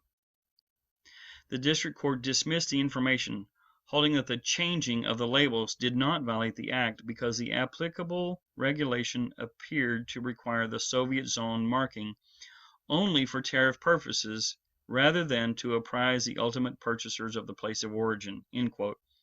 As a result of Mr. Mersky not violating the intent of the regulation that governed and controlled the applicability of the statute, the information, the charging document that had been filed by the federal prosecutors against Mr. Mersky, it was dismissed by the district court judge. Now, maybe if Mr. Mersky had removed the stickers before he imported them, or maybe if he had mailed them home one at a time, trying to circumvent the tariff and not pay the importation tax on the violins, that would have violated the intent of both the law and the regulations, but that was not the case. He paid the constitutionally required tax and then removed the USSR stickers over here. That was not a crime, regardless of what the lying, false accusing prosecutors said. So the federal prosecutors filed an appeal to have this district court ruling reversed so they could prosecute Mr. Mersky, because in their eyes and from their perspective, it was going to be a slam dunk, open and shut conviction. I mean, they got the guy right, red-handed, removing the stickers and replacing them. The government appealed to the Court of Appeals, which held that the order of dismissal was appealable directly to this court under 18 U.S.C. 3731 because A, the district court's interpretation of the regulation was tantamount to a construction of the statute upon which the information was founded, and B, the effect of the dismissal was to sustain a motion in bar, end quote. So as a second reason to dismiss the information and thus the charges against Mr. Mersky, the district court further stated that, quote, the regulation was not sufficiently clear and unambiguous to justify a criminal prosecution, end quote. And that falls back under the void for vagueness doctrine, just like how the structuring charges were ruled to be vague and thus violated the due process of the defendant who appealed the unlawful conviction, and the court agreed and reversed the structuring charges. All right. So we continue. When the Court of Appeals received the case from the federal prosecutors, there was a procedure in place to forward certain cases up to the United States Supreme Court, and this was one that apparently fit those parameters, and so they did, and the Supreme Court accepted the case and stated, quote, accordingly, the Court of Appeals certified the case to this court, end quote. The case was argued November 10th, 1959, and decided on February 23rd, 1960. You must read what the Supreme Court held. Paragraph 1. The charges in the information are founded on 19 U.S.C. 1304 and the regulations thereunder. The information was dismissed solely because its allegation did not state an offense under Title 19 U.S.C. 1304 as amplified by the regulations. The statute and regulations are so inextricably intertwined that an interpretation of the regulations necessarily is a construction of the statute. The Supreme Court then continued with their ruling, stating, the regulation here involved appears to be aimed at the collection of duties rather than the protection of ultimate purchasers in the United States. It is also not sufficiently clear and unambiguous to furnish a basis for a criminal prosecution for violation of 19 U.S.C. 1304, and the information was properly dismissed. Affirmed. Mr. Mersky went free because the judges knew the law better than the false accusing prosecutors. Did you notice that aimed at wording? Now in video 5, I'm going to show you regulations that are very explicit, and they are the only regulations that were written by the Secretary of Treasury directly from Congress's delegation of authority to write them. And so I'm going to have to ask you to ask yourself, okay? Are those regulations aimed at, or do those regulations have anything to do with what Kent and Joe Hovind were doing in the creation science evangelism ministry? That wraps up our case law that we will study in depth. Links to all these case laws will be posted on KentHovindinnocent.com. Thank you for your time. Now we can get to the actual 10-page indictment.